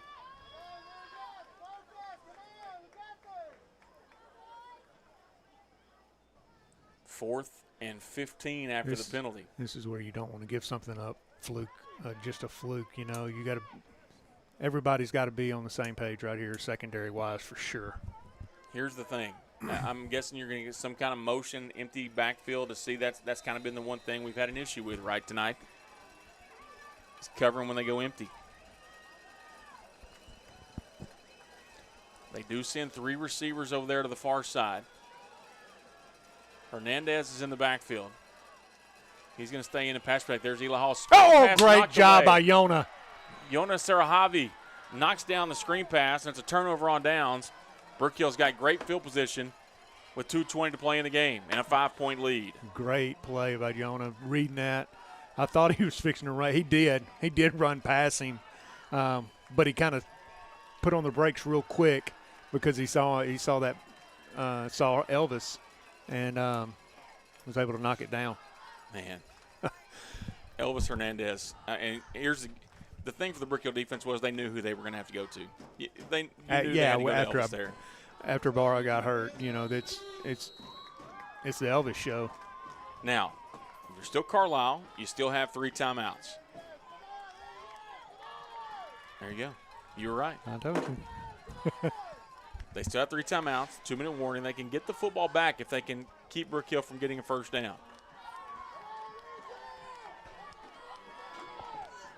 Oh, he's got to set. He's got to get him set. And that's going to be so that's an issue right there. So Brigg, we had 2 receivers. We didn't have enough men on the line of scrimmage. And coaches are hollering on the sideline trying to get Brigg to get up on the line of scrimmage. And Witten thought they were telling him to go in motion. Well, we had 2 guys in motion, so we call a timeout. That's the last timeout of the half or the game for Brook Hill. They still get one in 20 seconds. You get the 2-minute warning. You weren't going to use them anyway, right? I mean, it's no. Yeah. Your job here is to get this thing down to 0, not give the Indians football back. Tell you what, I get to vote in the NETSN poll, and as a Carlisle team, I would say both these teams in East Texas need to be in that poll. Absolutely. 3A and down for sure. And especially what Carlisle, to stay in this game, losing Ibarra, says a lot about this team as a whole. You mentioned earlier it's a family. Absolutely. And it's just it's the community, it's the team, it's all of it together. Yeah. It's not just the football team. After the timeout, 1st and 10. Ryle hands off to LaPointe off the left side, hit in the backfield, dropped for a loss. They may say no gain, but a nice job there on the tackle. There's timeout by number 50, Brian Garza.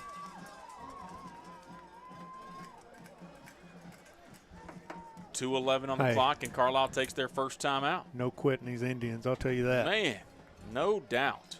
I mean, we've come across a lot of teams. You get in this situation, and it's just we're kneeling it out, right? And being able to get a first down, run the clock out. But Carlisle is not going to make it easy. Here's the thing. For Carlisle, you can look back and say, okay, we lost some guys. We played hard. We never quit. Right. But for Brook Hill, I'm not so sure this may not be the best thing for him. Absolutely. Listen, it was sloppy. It was by no means a great performance, but here's what it was. It was a gut check for him. Absolutely. And they're going to need that next week when they go down to Austin. Yeah. You look at the next 3 weeks, it is the 3 teams that Brook Hill plays next that are picked to be playoff teams along with Brook Hill. At Regents, Hyde Park, Grace. You're going to need that gut check at some point in the next few weeks. So Carlisle with 2 timeouts left, 2:11 to play.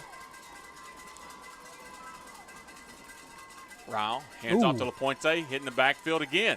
And a great job defensively here by these Indians. I'm telling you.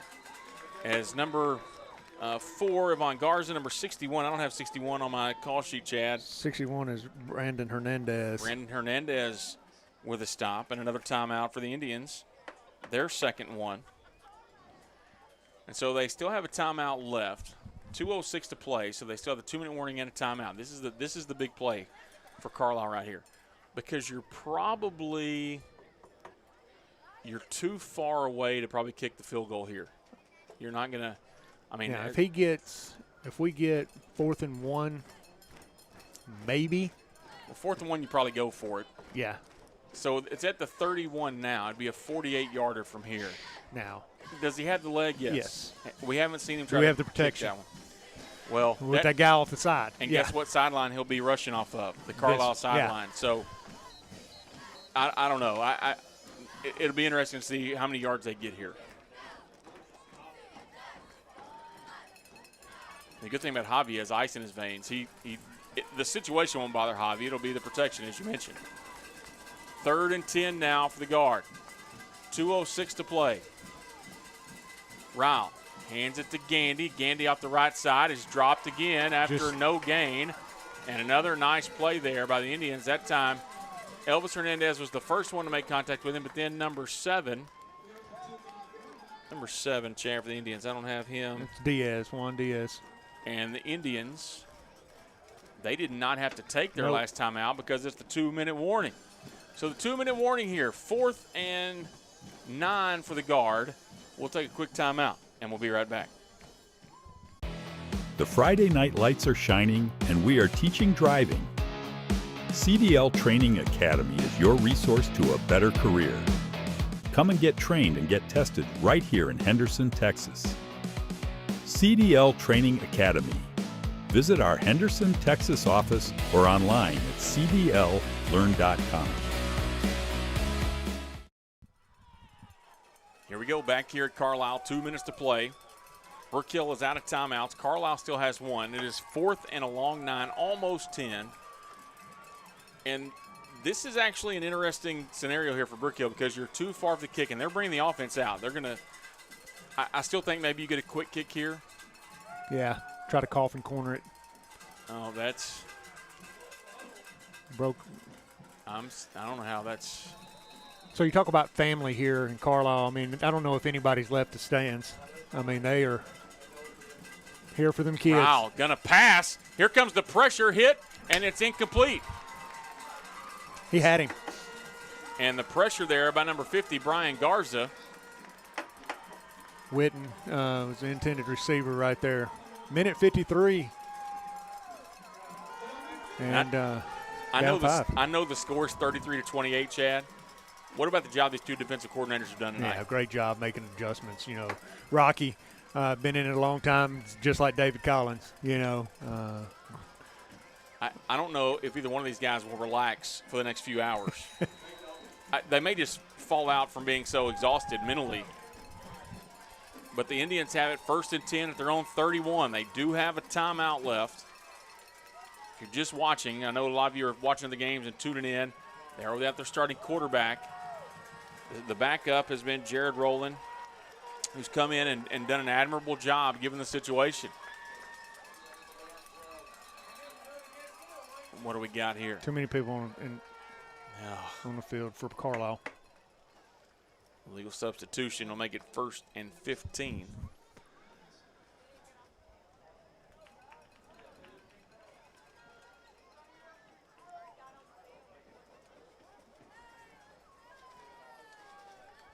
What a game. I got to be honest. It's been a fun one. The way Carlisle dominated the first 7 minutes, I wasn't sure it was going to be a game. But it has turned out to be a good one. Here we go, 1st and 10. Roland takes a snap. Quick pass near sideline. Pitch, and ball's on the ground. Carlisle does pick it up. That's a good call there. I like it. 1:41 and counting. Clock still rolling here. And they lose just about 5 yards on the play. They're going to call it 4. It'll be 2nd down and 14. They're trying to hurry it up here. They do still have the 1 timeout. Rolling. Looking to pass again. Pass over the far side is caught for a short gain. A good job there by Blake Witten to make the stop. Hayden Watson along with him. It's going to be 3rd down and 11. 1:19 on the clock, and Carlisle is going to take their final timeout. And we'll keep it here, Chad, because, man, this is – we had a conversation at halftime with somebody that said, man, who expected this one? I don't know, but we've gotten one. Yeah, and it's been great. The Beast from the East guy said this could be one of the most entertaining games of the weekend, and it is. You know, I asked Brett earlier when he was helping us make sure we got everything hooked up, and I was like, what's the game in East Texas this week? You know, I really thought it was going to be, you know, Pleasant Grove and Kilgore, but we got one right here in Carlisle, Texas. Price Carlisle tonight. Chapel Hill, Carthage, and all those other games. This has been a fun one. This has been a fun one to call. This is one of those you go back and watch later on down the road for sure. Just first off to hear all the ways we screw it up, but then just to watch what a game this has been. So here we go, 3rd down and 11. 1:19 to play. Both teams out of timeouts. Rolling the quarterback. Has time to pass. Deep down the far side into double coverage. Picked off. It. Picked it. Mitten. I think that's Mettinen. Knocked the breath out of him. He's trying to catch his breath, but that was a huge play. I believe that's Mettinen that made the pick. I see Witten up, moving around, you know, talking. So, man, I hope – I didn't see the camera there, but I hope we saw the ups that he got to go pick that one off. And it was Mettinen, Nico Mettinen. And a game-saving interception. Yep. And listen, I don't care what the score is.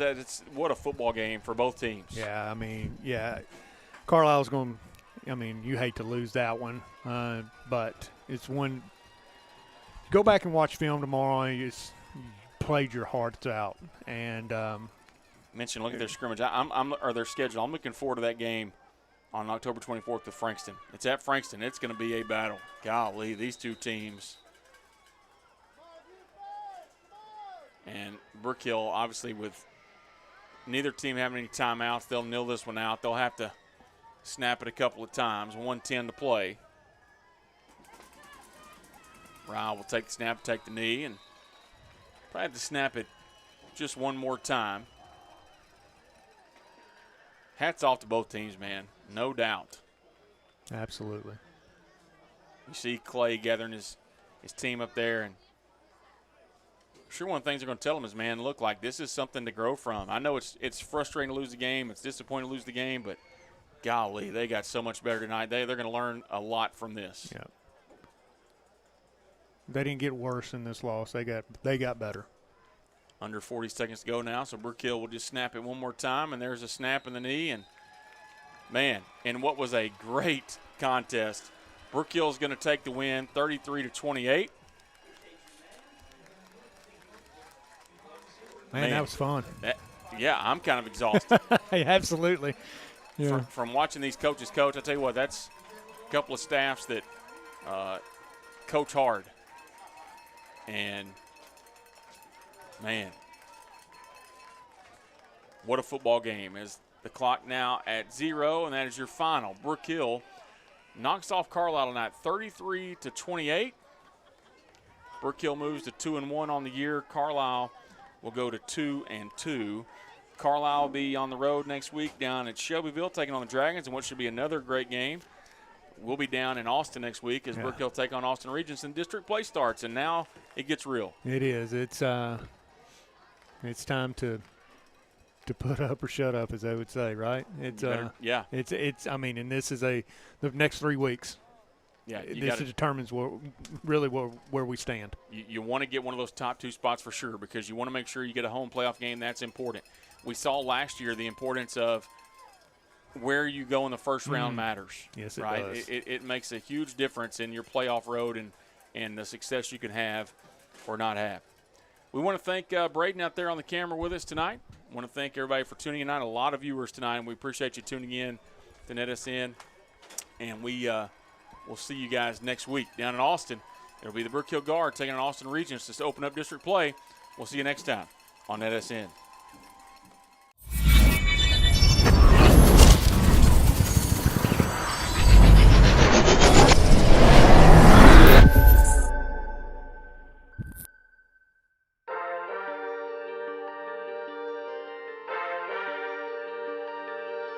Keeps Williams. Fights through the yards, breaks some tackles. Williams still on his feet. Williams breaks another tackle. Here he goes. He's got some blockers. Sam Williams, he ain't going to catch him. Touchdown, God. 59-yard touchdown run on 3rd and 2 for Sam Williams. Yeah, whoa.